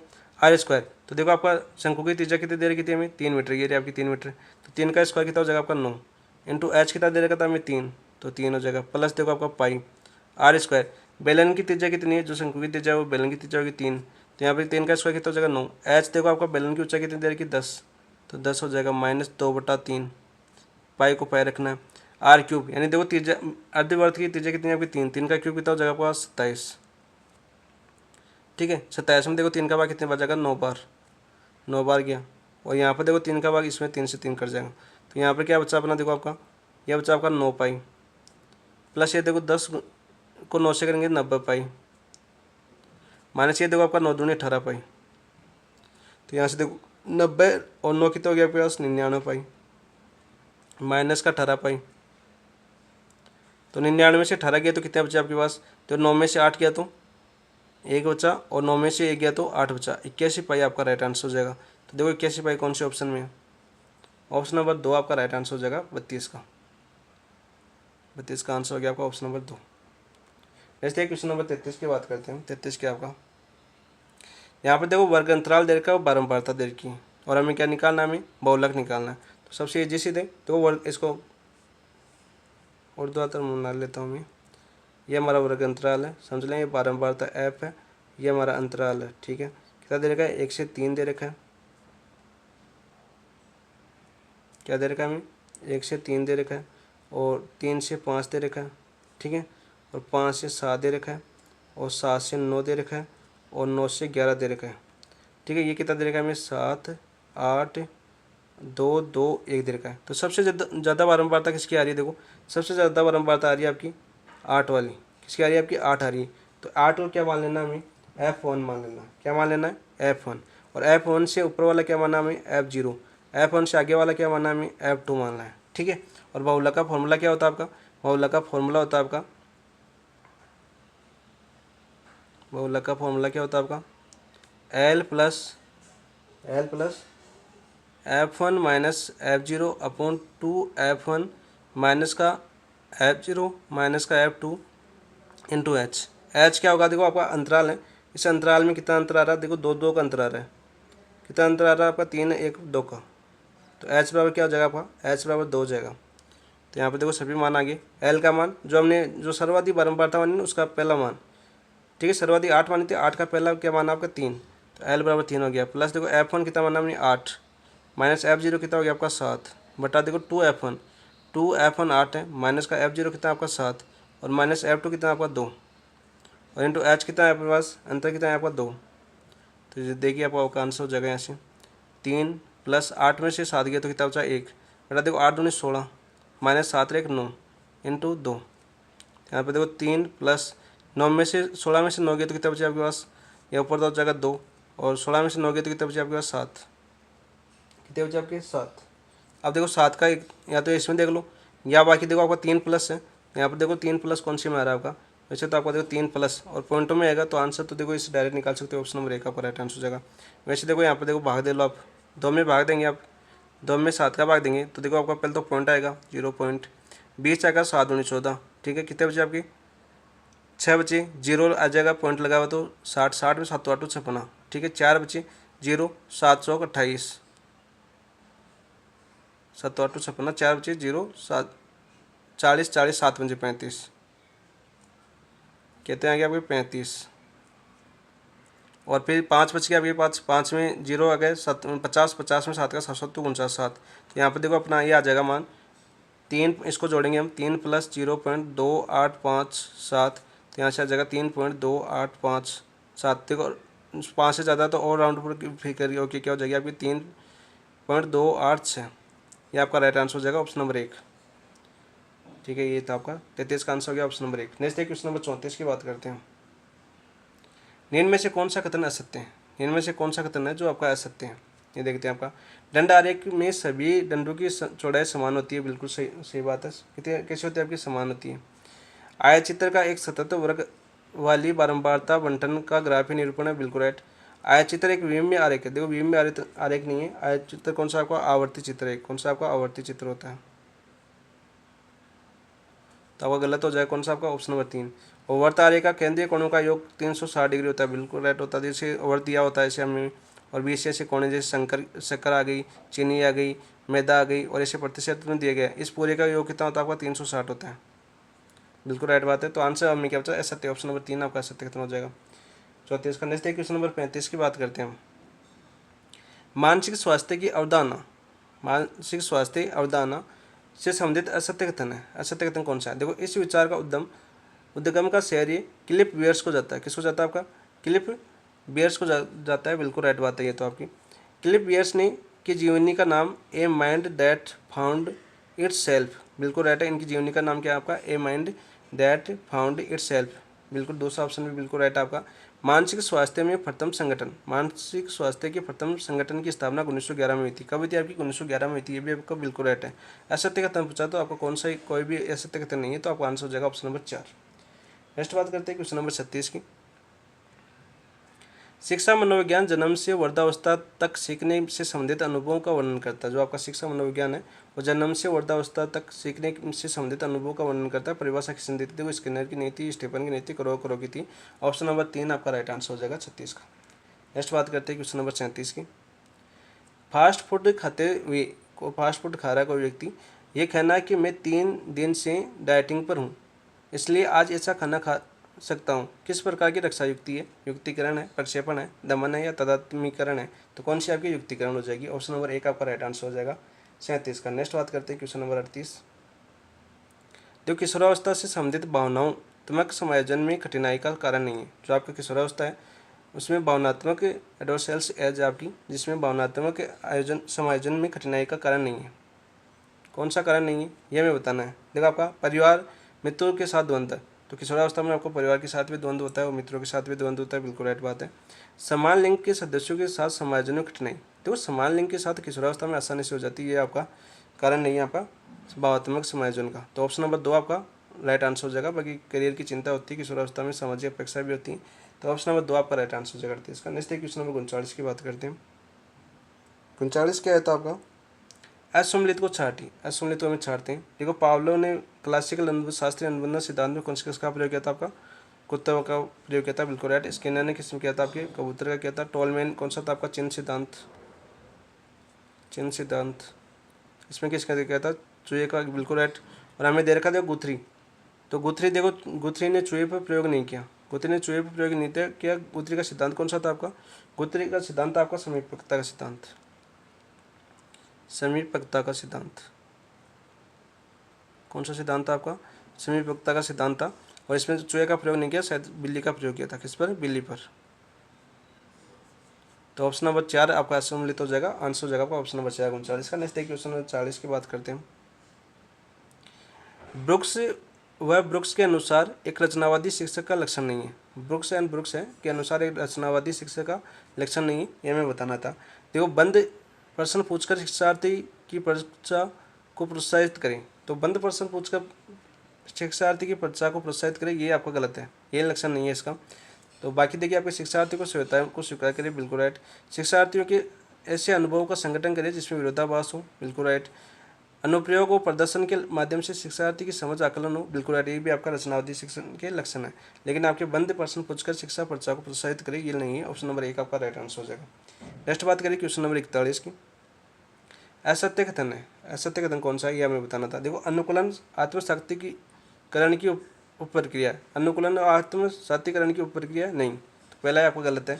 बाकी देखो, आपका व्यवहारों का संगठित पैटर्न जिसे आसानी से दोहराया जा सके स्कीम खिलाता है, बिल्कुल राइट। मूर्त संक्रियात्मक अवस्था में आगात्मक चिंतन का प्रादुर्भाव हो जाता है, बिल्कुल हो जाता है। वस्तु तत्व औपचारिक संक्रियात्मक अवस्था में उपस्थित रहता है, बिल्कुल राइट। तो आपका आंसर क्या हो जाएगा? ऑप्शन नंबर 1 आपका असत्य है 41 का। नेक्स्ट बात करते हैं क्वेश्चन नंबर 42 की। गानेराव, रिया, भियाणा, भिणाई, जूनिया आदि ठिकाना कला राजस्थानी चित्रकला की किस स्कूल से समाविष्ट है? किस स्कूल से समाविष्ट है आपकी? तो गानेराव कहाँ पर आपका? मेवाड़ में पड़ता है गानेराव, इससे भी पकड़ सकते हो। सॉरी, मारवाड़ में पड़ता है गानेराव, पाली में। तो आपका आंसर क्या हो जाएगा? मारवाड़। ऑप्शन नंबर 2 आपका राइट आंसर हो जाएगा। वही आपको मेवाड़ स्कूल और मारवाड़ स्कूल, हड़ौती स्कूल और डुंडाड़ स्कूल, सभी आपकी 4 स्कूलें हैं चित्रकला के अंदर। आप सभी को पता है चित्रकला, जब चित्रकला का टॉपिक था अच्छे से समझाता है यहाँ पर, ठीक है। डुंडाड़ वाली भी आपको याद होनी चाहिए, हड़ौती पक्षी वाली बूंदी चित्रशैली वो भी याद होनी चाहिए। मेवाड़ में कौन कौन सी आ जाएगी आपकी, उदयपुर, चावंड, और कौन सी आ जाएगी, देवगढ़ ठिकाना वाला, ये मेवाड़ में थी। मारवाड़ में आपको, मारवाड़ में तो पूरी है, बीकानेर, ये आपकी अजमेर, सब मारवाड़ के अंदर आती है, जोधपुर वाली। तो ऑप्शन नंबर 2 आपका राइट आंसर हो जाएगा। गणेराव कहाँ पर, कौन सी स्कूल से ठिकाना था, वो किस स्कूल से संबंधित था, मारवाड़ से। Option number 2 right answer. Next देखिए क्वेश्चन नंबर 43 की बात करते हैं। निम्न में से कौन से कथन नैणसीय ख्यात से संबंध सही है। नैणसीय ख्यात, नैणसीय ख्यात के अंदर कितनी शाखाओं का वर्णन किया नैणसी ने, 36 शाखाओं का वर्णन किया। सबसे पहले तो आपकी ये याद होनी चाहिए। नैणसी ने राजकीय संरक्षण से दूर रहकर अपने ग्रंथ की रचना की, बिल्कुल की, राजकीय संरक्षण से दूर रहकर। नैणसी ने प्रस्तुत तत्वों के स्रोतों का उल्लेख किया, बिल्कुल किया है। नैणसी ख्यात की भाषा कौन सी आपकी, मारवाड़ी है। कौन सी भाषा आपकी, मारवाड़ी है, बिल्कुल राइट। कूटते के सही कथन कौन सा हो जाएगा आपका, 1, 2, 3। तो आप ऑप्शन नंबर 1 आपका राइट आंसर हो जाएगा 43 का। मैं मोहनोत नैणसी की बात करें, देखो आपकी किसकी बात करें, आपकी मोहनोत नैणसी की बात करते हैं हम। मोहनोत नैणसी, मोहनोत नैणसी की बात करें तो मोहनोत नैणसी को क्या कहा जाता है आपकी, राजपुताने का अफजुल फजल, राजपुताने का अबुल फजल, अबुल फजल कहा जाता है। ठीक है, ये किसने कहा था आपका, मुंशी देवी प्रसाद ने। किसने कहा था आपका, मुंशी देवी प्रसाद ने, मुंशी देवी प्रसाद। ठीक है, वही आपके मोहनोत नैणसी की एक और आपकी मारवाड़ा प्रगनारी विगत, वो भी याद रखना, मारवाड़ा प्रगनारी विगत, प्रगनारी विगत। इसको क्या बोला जाता है आपका, इसका बोला जाता है आपका राजस्थान का गजेटियर। क्या बोला जाता है इसे, राजस्थान का गजेटियर, गजेटियर। क्या बोला जाता है, राजस्थान का गजेटियर कहा जाता है। ठीक है, और इसकी तुलना किससे की गई है, तुलना की गई है इसकी आयन अकबरी से। तुलना किससे की गई है आपकी, आयन अकबरी से, आयन अकबरी से तुलना की गई किसी आपकी मारवाड़ा प्रगनारी विगत। और आंसर क्या गया था आपका, ऑप्शन नंबर 1 आपका राइट आंसर हो गया 43 का। नेक्स्ट बात करते हैं क्वेश्चन नंबर 44 की। 44 क्या था आपका, देखो रावतबाटा स्थित परमाणु बिजली घर राप्स के संबंध में निम्नलिखित कथनों पर विचार कीजिए। देखो आपका परमाणु बाटा है रावतबाटा, कहाँ पर आपका, चित्तौड़गढ़ के अंदर, चित्तौड़गढ़ में है। और कौन सा आपका राजस्थान का फर्स्ट, और भारत का कौन सा था आपका दूसरा। भारत का पहला कौन सा था आपका, कल ये बताया था मैंने, भारत का फर्स्ट था आपका तारापुरा महाराष्ट्र, तारापुर महाराष्ट्र लगा देता हूँ, तारापुरा। बात करते हैं, देखो आपका राप्स की 7वीं इकाई दाबयुक्त भारी जल रिएक्टर का प्रयोग किया गया है, बिल्कुल राइट बात है। ठीक है, राप्स की 7वीं इकाई वाणिज्यिक संचालन 17 मार्च 2025 से प्रारंभ किया गया, बिल्कुल राइट। और संचालन प्रारंभ करने के बाद 17 मार्च 2025 से संचालन प्रारंभ करने के बाद इसकी क्षमता कितनी हो गई आपकी, कुल क्षमता हो गई आपकी 1780 मेगावाट वर्तमान में। ठीक है, और यदि 8वीं और चालू हो जाएगी आपकी 8वीं इकाई, तो कितनी हो जाएगी आपकी, ये हो जाएगी आपकी 2480 मेगावाट हो जाएगी इसकी क्षमता। ठीक है, बिल्कुल। अब देखो राप्स की 7वीं इकाई की तुलना की कुल क्षमता 1000 मेगावाट नहीं, 1000 नहीं, आपकी 7वीं और 8वीं 700 वाट की लगाई गई थी। कितनी आपकी 700 वाट, 700 मेगावाट है, तो 1000 नहीं, ये आपका गलत हो जाएगा। उपरोक्त में से कौन से सत्य हैं, ये पूछा था आपका 1 और 2 सत्य हैं, तो 1 और 2 देखो कौन से ऑप्शन में, ऑप्शन नंबर 2 आपका राइट आंसर हो जाएगा 44 का। नेक्स्ट बात करते हैं क्वेश्चन नंबर 45 की। देखो आप निम्नलिखित में से तोरण, तोरण रस्म पूछी आपकी। तोरण रस्म आप सभी को पता है, गाड़ी पर बैठ के जाते हो तोरण मारने, तो किसे आपके जन्म से नहीं, विवाह से। ऑप्शन नंबर 2 आपका राइट आंसर हो जाएगा। ठीक है, 45 का। नेक्स्ट क्वेश्चन नंबर 46 की बात करते हैं हम। 38वें राष्ट्रीय खेलों के संदर्भ में निम्नलिखित कथनों पर विचार कीजिए। 38वें जो राष्ट्रीय खेल है इसके निम्न कथनों पर हमें विचार करना है। तो इन खेलों की मेजबानी उत्तराखंड ने की थी। किसने की थी आपकी, उत्तराखंड ने की थी, बिल्कुल राइट बात है, उत्तराखंड ने की थी। इन खेलों में राजस्थान ने कुल 43 पदक जीतकर तालिका में 15 स्थान प्राप्त किया। अपने राजस्थान ने कितने पदक जीते, हमने 43 पदक जीते, और स्थान कौन सा प्राप्त किया, अपना 15वां स्थान प्राप्त किया, बिल्कुल राइट बात है। महाराष्ट्र को इन खेलों में सर्वाधिक पदक जीतने का राजा बालेंद्र सिंह ट्रॉफी प्रदान की। देखो राजा जो आपको बालेंद्र सिंह ट्रॉफी है, वो आपके जो सर्वाधिक स्वर्ण पदक जीता है, सर्वाधिक स्वर्ण पदक जीतने वाले को दिया जाता है। जो जीते हैं ना स्वर्ण पदक, जिस टीम को जीती है वो उसको दिया जाता है। तो वो टीम किसकी, कौन सी थी आपकी, सेना थी। कौन सी थी आपकी, सेना। सेना देखो किसी राज्य की नहीं है, सेना का मतलब समझते हो, जो आर्मी नेवी वगैरह के जो खिलाड़ी होते हैं उनकी एक टीम होती है, उसको बोलते हैं सेना। ठीक है, डिफेंस की टीम होती है सेना, उसको बोलते हैं, किसी राज्य की विशेष की टीम नहीं है। तो उन खिलाड़ियों ने जीता था सर्वाधिक स्वर्ण, और इनको दिया गया आपका बालेंद्र सिंह ट्रॉफी। तो ये आपका गलत हो जाएगा तीसरा। तो प्रयुक्त में सत्य कथन की बात करना है तो सत्य कथन आपका 1 और 2 सत्य हैं, तो 1 और 2 कौन से ऑप्शन में? ऑप्शन नंबर 1 आपका राइट आंसर हो जाएगा 46 का। नेक्स्ट बात करते हैं क्वेश्चन नंबर 47 की। देखिए 47 क्या आपका, केंद्र सरकार द्वारा 10 मार्च 2025 को, केंद्र सरकार द्वारा 10 मार्च 2025 को घोषित भारत के 5वें चंद्रयान मिशन ल्यूपैक्स, कौन सा आपका? ल्यूपैक्स, चंद्रयान मिशन आपका 5वां ल्यूपैक्स के संदर्भ में निम्नलिखित कथनों पर हमें विचार करना है। तो विचार करते हैं भाई 47 में। तो देखो आपका इस मिशन में जापानी स्पेस एजेंसी, जापान की स्पेस एजेंसी कौन सी आपकी? जाक्सा द्वारा विकसित लॉन्च व्हीकल का उपयोग किया जाएगा, बिल्कुल किया जाएगा। चंद्र लैंडर का निर्माण इसरो भारत के द्वारा किया जाएगा, बिल्कुल। जो आपका चंद्र लैंडर है इसका निर्माण किसके द्वारा किया जाएगा? आपका इसरो द्वारा किया जाएगा, आपका भारत से, बिल्कुल राइट बात है। यह दक्षिणी ध्रुव पर छायाकृत क्षेत्र में मौजूद चंद्र जल का अध्ययन करेगा, बिल्कुल करेगा, ये भी आपका राइट है। सही कोड की बात करें तो सही कोड आपकी पहला भी सही है, दूसरा भी सही है, तीसरा भी सही है। तो देखो 1 2 3 कौन से ऑप्शन में? ऑप्शन नंबर 2 आपका राइट आंसर हो जाएगा 47 को। नेक्स्ट बात करते हैं क्वेश्चन नंबर 48 की। ऊर्जा भविष्य को स्वरूप देना, चुनौतियों व अवसर के 7वें संस्करण में का आयोजन कहाँ किया गया? नई दिल्ली, मुंबई, महाराष्ट्र या देहरादून उत्तराखंड या गांधीनगर गुजरात। तो कहाँ किया गया आपका? देहरादून उत्तराखंड। ऑप्शन नंबर 3 आपका राइट आंसर हो जाएगा 48 का। नेक्स्ट बात करते हैं क्वेश्चन नंबर 49। निम्नलिखित में से कौन सा एक पुनर्गठित स्किल इंडिया प्रोग्राम का हिस्सा नहीं है? निम्नलिखित में से कौन सा एक पुनर्गठित स्किल इंडिया प्रोग्राम का हिस्सा नहीं है? तो प्रधानमंत्री कौशल विकास योजना 4.0, ये तो है आपका। प्रधानमंत्री राष्ट्रीय शिक्षुता संवर्धन योजना, ये भी है। जन शिक्षण संस्थान योजना, ये भी है। दीनदयाल उपाध्याय ग्रामीण कौशल्य योजना नहीं है आपके पुनर्गठित स्किल इंडिया प्रोग्राम से। तो ऑप्शन नंबर 4 आपका राइट आंसर हो जाएगा 49 का। नेक्स्ट बात करते हैं क्वेश्चन नंबर 50 की। देखो हाल ही में स्वच्छ भारत मिशन शहरी के अंतर्गत देश का पहला सार्वजनिक निजी भागीदारी PPP मॉडल वाला ग्रीन वेस्ट प्रोसेसिंग प्लांट कहाँ स्थापित किया गया? लखनऊ उत्तर प्रदेश में? नहीं। इंदौर मध्य प्रदेश, कोटा राजस्थान या गुरुग्राम हरियाणा। तो किसमें किया गया आपका? इंदौर मध्य प्रदेश। ऑप्शन नंबर 2 आपका राइट आंसर हो जाएगा 50 का। नेक्स्ट बात करते हैं क्वेश्चन नंबर 51 की। इंग्लिश से क्वेश्चन आ गया आपकी। The manager will give you a ticket, the manager will give you a ticket. तो इसका क्या हो जाएगा आपका? देखो you will be given a ticket by the manager, बिल्कुल राइट है। You will be given a ticket by the manager, बिल्कुल राइट। देखो a ticket will be given to you by the manager, ये भी आपका बिल्कुल right. A ticket will given to by a manager नहीं। तो आंसर क्या हो जाएगा? 1 और 2। तो आंसर हो जाएगा बोथ। ऑप्शन नंबर 4 आपका राइट आंसर हो जाएगा 51 का। नेक्स्ट बात करते हैं क्वेश्चन नंबर 52 की। Fill in the blank with the correct form of tense. He suddenly realize that he blank a mistake. तो इसका आंसर क्या हो जाएगा आपका? He suddenly realized that he had made a mistake। Option number 2 आपका right answer हो जाएगा 52 का। नेक्स्ट देखो क्वेश्चन नंबर 53 की बात करते हैं हम। He is also handsome blank, every girl will be ready to marry him। He is so handsome, तो क्या आ जाएगा? that every girl will be ready to marry him। तो ऑप्शन नंबर 2 आपका राइट आंसर हो जाएगा 53 का। नेक्स्ट देखिए question number 54। The opposite of the word admonish. तो क्या हो जाएगा? एडमोनिश का मतलब क्या होता है? फटकारना या डांटना, डांटना या फटकारना भी हो सकता है, फटकारना। तो इसका क्या हो जाएगा आपका? प्लेड नहीं, वॉरन नहीं, इनकोरेज। क्या हो जाएगा? इसका मतलब क्या होता है आपका? इसका मतलब होता है आपका प्रोत्साहित करना, प्रोत्साहित। तो आपका आंसर हो जाएगा आपका ऑप्शन नंबर 3, ठीक है, 54 का। नेक्स्ट बात करते हैं क्वेश्चन नंबर 55 की।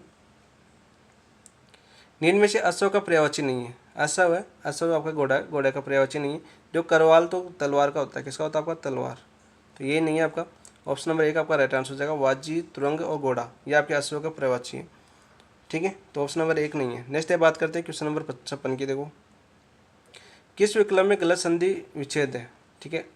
अन्वय में देखो अनु प्लस ए बिल्कुल राइट है। प्रत्येक में प्रतिधन 1 बिल्कुल राइट है। यद्यपि में देखो यदि प्लस अपी आता है, क्या था आपका? यदि प्लस अपी, ठीक है। तो ये आपका गलत हो जाएगा। तो ऑप्शन नंबर 3 आपका राइट आंसर हो जाएगा।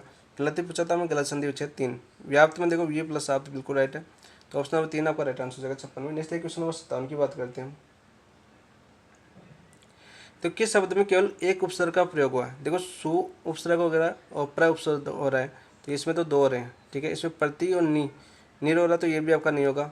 पर्यवेक्षण में देखो आपका एक तो परि हो रहा है, पर हो रहा है, और एक आपका वेक्षण हो रहा है, ये भी नहीं होगा। तो अभिभावक में देखो केवल अभि या उपसर्ग का प्रयोग हो रहा है, अन्य किसी उपसर्ग का प्रयोग नहीं हो रहा है। तो ऑप्शन नंबर 4 आपका राइट आंसर हो जाएगा 57 का। नेक्स्ट देखिए क्वेश्चन नंबर 58 की बात करते हैं हम। ओवर साइट का सही परिभाषिक शब्द है। ओवर साइट आपका इसका सही परिभाषित शब्द कौन सा आपका पर्यवेक्षण हो जाएगा। ऑप्शन नंबर 1 आपका राइट आंसर हो जाएगा 58 का। नेक्स्ट बात करते हैं क्वेश्चन नंबर 59 की, 59 की। केंद्रीय साहित्य अकादमी द्वारा राजस्थानी भाषा की किस कृति के लिए मुकुट मणिराज को वर्ष 2024 का साहित्य अकादमी पुरस्कार प्रदान किया गया। पलकती पीर्थ, गांव और अम्बा, बरकम्मा और गजला हंदा गोक। तो किसके लिए दिया गया आपका गांव और अम्बा। ऑप्शन नंबर 2 आपका राइट आंसर हो जाएगा 59 में। और आपका 2025 का भी दे दिया गया है, किसको दिया गया आप कमेंट में बताएं। नेक्स्ट बात करते हैं क्वेश्चन नंबर 60, क्योंकि बताया हुआ मेरा 60 की बात करते हैं। अप्रैल 2025 में आयोजित 7वें राष्ट्रीय पोषण पखवाड़े के अंतर्गत गतिविधि एंट्रीज में देश के शीर्ष स्थान पर कौन सा राज्य रहा आपका। मध्य प्रदेश, राजस्थान, उत्तर प्रदेश या छत्तीसगढ़। तो 60 में आपका आंसर हो जाएगा राजस्थान। ऑप्शन नंबर 2 आपका राइट आंसर हो जाएगा। अपना राज्य बताना रहे। गतिविधि एंट्रीज में देश में शीर्ष स्थान पर रहा कौन, राजस्थान। नेक्स्ट बात करते हैं क्वेश्चन नंबर 61 की। भारत और मिस्र के संयुक्त सैन्य अभ्यास साइक्लोन के 30वें संस्करण का आयोजन कहाँ किया गया आपके। पुणे महाराष्ट्र में, बीकानेर राजस्थान में, रानीखेत उत्तराखंड में या बेंगलुरु कर्नाटक में। तो कहाँ किया गया आपका बीकानेर राजस्थान में। ऑप्शन नंबर 2 आपका राइट आंसर हो जाएगा 61 का। नेक्स्ट बात करते हैं क्वेश्चन नंबर 62 की। हाल ही में मणिपुर राज्य में राष्ट्रपति शासन लागू किए जाने का समय वहाँ के राज्यपाल कौन थे। एन बीरेन सिंह, अजय कुमार भल्ला, CP राधाकृष्णन और या जिष्णु देव वर्मा। कौन थे आपके अजय कुमार भल्ला। ऑप्शन नंबर 2 आपका राइट आंसर हो जाएगा। और ये राष्ट्रपति शासन कब लगा आपका, अभी लगा आपका जातीय भेदभाव के कारण। और कब लगा था आपका 13 फरवरी 2025 को। 13 फरवरी 2025 को लगा आपका राष्ट्रपति शासन 2025। और मणिपुर की बात करें तो मणिपुर में अब सर्वाधिक बार लग चुका था। वैसे पहली बार तो आपका सर्वाधिक बार राष्ट्रपति शासन कहाँ पर लगा आपका मणिपुर में लगा आपका 11 बार। मणिपुर 11 बार लग गया आपका। सर्वाधिक बार राष्ट्रपति शासन लगने वाला राज्य कौन सा आपका मणिपुर। तो ऑप्शन नंबर 2 आपका राइट आंसर हो जाएगा। अजय कुमार भल्ला राज्यपाल, अभी लागू हुआ आपका 13 फरवरी 2025 को। नेक्स्ट बात करते हैं क्वेश्चन नंबर 63 की। निम्नलिखित समीकरण को संतुलित करने के लिए 2 गणितीय चिन्हों को आपस में बदला जाना चाहिए। कौन से 2 गणितीय चिन्ह हैं जिनको आपस में बदला जाना चाहिए। तो देखो हमें क्या दे रखा है, हमें दे रखा है 19 माइनस 39 गुणा 3 प्लस 25 भाग 5 बराबर अंश हमने 131। तो कौन से चिन्ह बदले। तो देखो ऑप्शन नंबर 2 को उठाता हूँ मैं। तो 19 माइनस 39 गुणा की जगह क्या करना है भाग 3 प्लस देखो 25 और बाकी की जगह क्या करना है हमें गुणा 5। तो देखो आप क्या आ जाएगा आपका। देखो ऐसे पहले बोर्ड मास के नियम से करते हैं, पहले भाग वाला देते हैं। तो देखो 19 माइनस 39 में 3 का भाग कितने बार, 3 बार, 1 3 13 बार प्लस फिर हम क्या करते हैं गुणा करते हैं 25 पंजे 125। ठीक है। अब देखो 19 में से 13 गए तो कितने बचे आपके 6 बचे प्लस 125। तो 125 और 6 कितने हो गया आपके 131। तो आपका आंसर क्या हो जाएगा आपका ऑप्शन नंबर 2 आपका राइट आंसर हो जाएगा। नेक्स्ट बात करते हैं क्वेश्चन नंबर 64 की।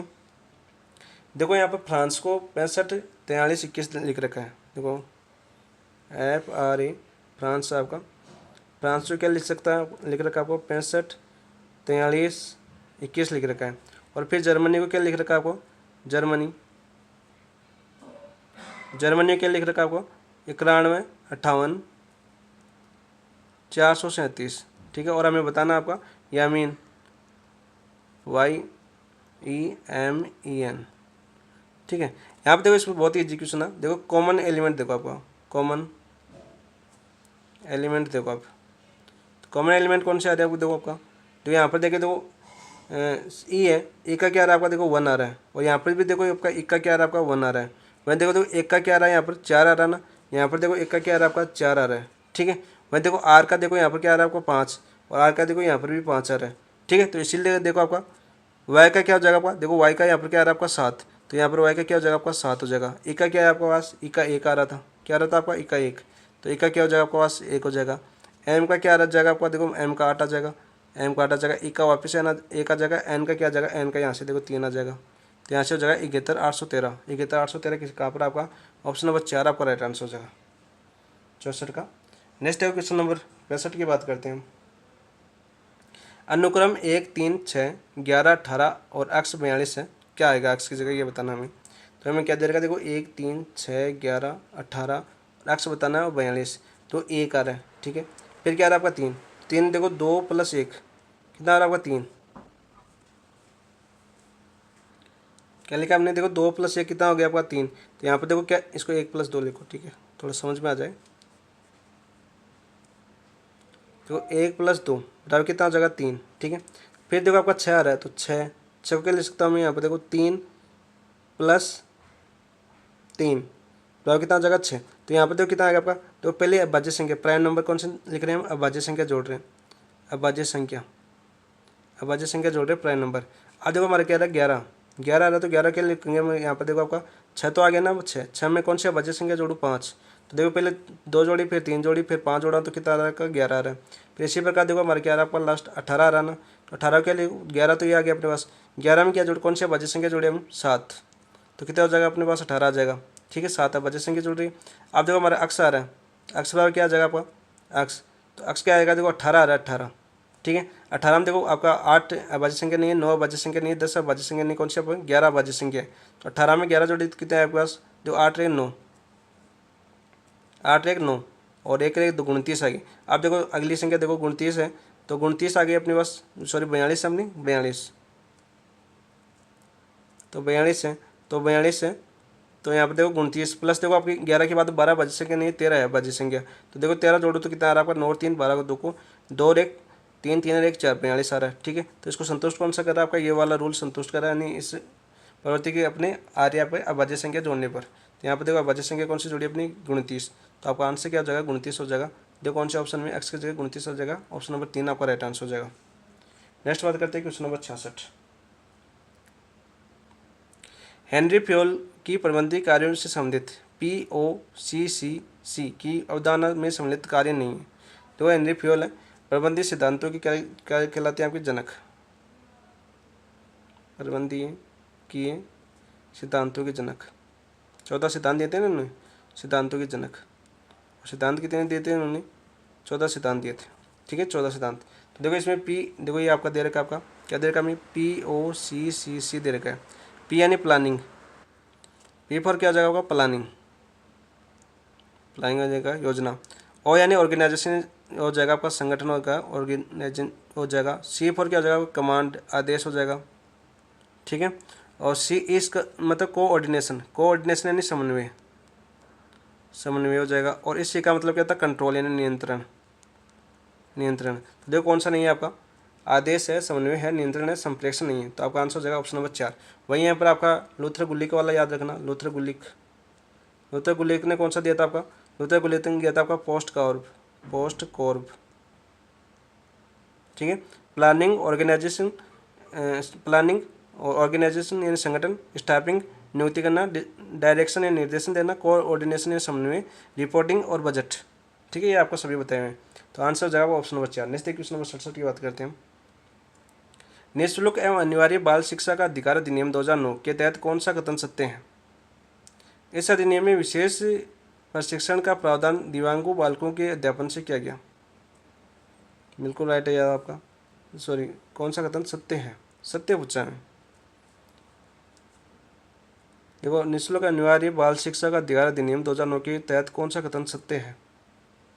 इस अधिनियम में विशेष प्रशिक्षण का प्रावधान दिव्यांग बालकों के अध्यापन के संबंधी, देखिए दिव्यांग बालकों के नहीं, अति पिछड़े हुए बालकों के लिए भी किया गया है, तो यह आपका गलत हो जाएगा। ठीक है, निर्बल एवं असुविधाग्रस्त बालकों के लिए निःशुल्क शिक्षा हेतु 25% सीटों का आवंटन का प्रावधान केवल निजी विद्यालयों के संबंध में, ये भी आपका गलत हो जाएगा।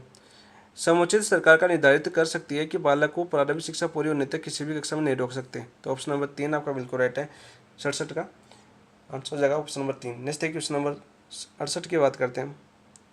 वर्ष 2022 में केंद्र सरकार द्वारा धारा 20 में अधीन प्रदत्त शक्ति का प्रयोग करते हुए अनुसूची में संशोधन किया, जिसमें दिव्यांग बालकों के लिए कक्षा 6 से 8 के लिए विशेष शिक्षक की निर्धारित की गई। तो दिव्यांग बालकों 6 से 8 के लिए शिक्षक की संख्या निर्धारित की गई।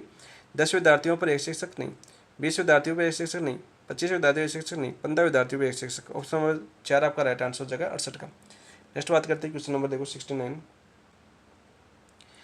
RSCRT के सूचना एवं संचार विभाग द्वारा, जो RSCRT का सूचना एवं संचार विभाग है, इसका मुख्यालय कहाँ पर है? सबसे पहले देखो जो RSCRT है, ये आपका इसका मुख्यालय है उदयपुर। सबसे पहले तो ये देखो उदयपुर। इस उदयपुर में इसके कितने प्रभाग है आपके? 6 प्रभाग हैं। उन 6 प्रभागों में एक प्रभाग का मुख्यालय कहाँ पर आपका? अजमेर। और उस अजमेर में कौन सा मुख्यालय आपका? सूचना एवं संचार विभाग वाला, सूचना एवं संचार विभाग है, इसका मुख्यालय कहाँ पर आपका? अजमेर के अंदर है। ये चीज़ तो आपको याद है। PM ई विद्या कार्यक्रम, तो PM ई विद्या कार्यक्रम है, कब हुई थी PM ई विद्या कार्यक्रम की शुरुआत? 15 अक्टूबर 2020 को। कब हुई थी आपकी? 15 अक्टूबर 2020 को PM ई विद्या कार्यक्रम की शुरुआत हुई थी। तो किसके लिए हुई थी आपकी? ये हुई थी आपकी कक्षा 1 से 12 के लिए दूरदर्शन पर ई कंटेंट का प्रसारण करना। तो ऑप्शन नंबर 1 आपका राइट आंसर हो जाएगा। ठीक है, और इसमें सहयोगकर्ता कौन से आपका है? तो केयर्स एंड वेदांता ग्रुप थे ना आपके, वेदांता और केयर क्या नाम था? केयर्स ऐसे था, वेदांता ग्रुप था आपका एक। तो 15 अक्टूबर 2020 को ये शुरू हुई थी। ऑप्शन नंबर 1 आपका राइट आंसर हो जाएगा, ई विद्या कार्यक्रम। नेक्स्ट बात करते हैं, क्वेश्चन नंबर 70 की बात करते हैं। देखो, व्याख्याता या प्रधानाध्यापक के सेवाकालीन प्रशिक्षण प्राप्त करने के लिए संदर्भ निम्नलिखित में से कौन सा जिला IASC बीकानेर के संबंध में नहीं है? तो देखो आपका IAS का मैंने बताया था 2 मुख्यालय हैं, कहाँ पर? एक तो बीकानेर में, दूसरा कहाँ पर आपका? अजमेर में। ठीक है, बीकानेर कितने जिलों को देता है आपके? 16 जिलों को देता है, और अजमेर कितने जिलों को देता है आपका? 17 जिलों को। अब नए जिले बन गए, आगे का सुधार हो जाएगा इसमें। तो इसमें देखो आपके वरिष्ठ अध्यापक है ना, वरिष्ठ अध्यापक बीकानेर के वरिष्ठ अध्यापक को बीकानेर देता है, अजमेर के वरिष्ठ अध्यापक यानी सेकंड ग्रेड के अध्यापक है उनको अजमेर वाला देता है। ठीक है, इसमें देखो आपका सीकर है, दौसा आपकी किस में आएगा? आपका बीकानेर में आएगा, सीकर बीकानेर में आएगा, बाड़मेर बीकानेर में आएगा, लेकिन भीलवाड़ा किस में आएगा? अजमेर में। तो ऑप्शन नंबर 3 आपका राइट आंसर हो जाएगा 70 का। नेक्स्ट है क्वेश्चन नंबर 71 की बात करते हैं। 71 क्या आपका? राजस्थान स्टेट ओपन स्कूल में माध्यमिक व उच्च माध्यमिक स्तर की सार्वजनिक परीक्षा के लिए अधिकतम कितने अवसर दिए जाते हैं? माध्यमिक और उच्च माध्यमिक स्तर के लिए ओपन स्कूल आपको पता ही है, ROS की बात कर रहा है, 2005 में हुई थी आपकी, 2005 में आई थी ना। ठीक है, कितने अधिकतम अवसर दिए जा रहे हैं आपके? 8, 9, 7, 5। तो कितने दिए रहे हैं आपके? 9 दिए जा रहे हैं। तो आंसर क्या जाएगा आपका? Option number 2। नेक्स्ट बात करते हैं क्वेश्चन नंबर देखो 72 की। SIQE यानी state initiative for quality education, state initiative for quality education की बात कर रहा है यहाँ पर। इसकी फुल फॉर्म भी याद करना। क्रियान्वयन में राजकीय पदाधिकारियों की भागीदारी सुनिश्चित करने की कार्य किस संस्था का है? RSCRT उदयपुर है। इसका तो क्या आपका? निगरानी रखता है। तो आपका किस पर? SIQE पर। स्कूल शिक्षा परिषद इसका पाठ्यक्रम वगैरह तैयार कर देता है आपका RSCRT को। निदेशालय माध्यमिक शिक्षा, तो ऑप्शन नंबर 3 आपका राइट आंसर हो जाएगा। बौद्ध शिक्षा इसको वित्त देती है, यानी बजट। तो यहाँ पर क्या हो जाएगा? भागीदारी सुनिश्चित कौन करता है आपका? निदेशालय माध्यमिक शिक्षा बीकानेर। ऑप्शन नंबर 3 आपका राइट आंसर हो जाएगा। ऐसा है क्योंकि आपको पता है 2015-16 में इसको शुरुआत की गई थी संपूर्ण राजस्थान में, और शुरू में आपके 2010-11 में आपको पता ही है अलवर की 40 स्कूलें ग्रामीण और अलवर, ठीक है, अलवर जिले की, और जयपुर की 20 स्कूलें शहरी। कौन के जिले की? आपकी जयपुर जिले की शुरुआत की गई थी। ये आपकी चारों संस्थाएं हैं आपकी, ये आपके state institute quality for education से जुड़ी हुई है।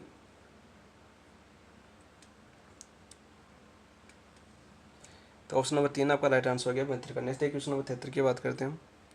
दीक्षा पोर्टल के संबंध में सत्य है, दीक्षा पोर्टल है इसके संबंध में सत्य है। ये एक स्थान आधारित ऐप है, बिल्कुल राइट। ये कक्षा आधारित ऐप है, बिल्कुल राइट।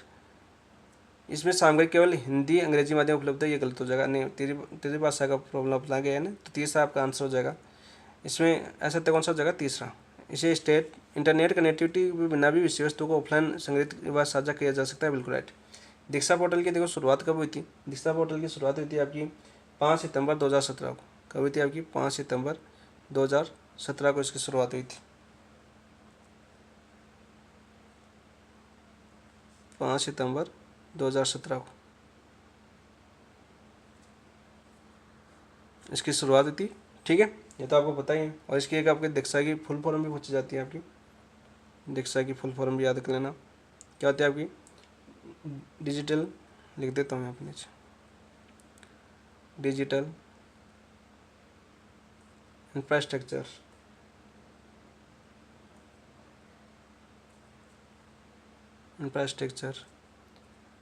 For knowledge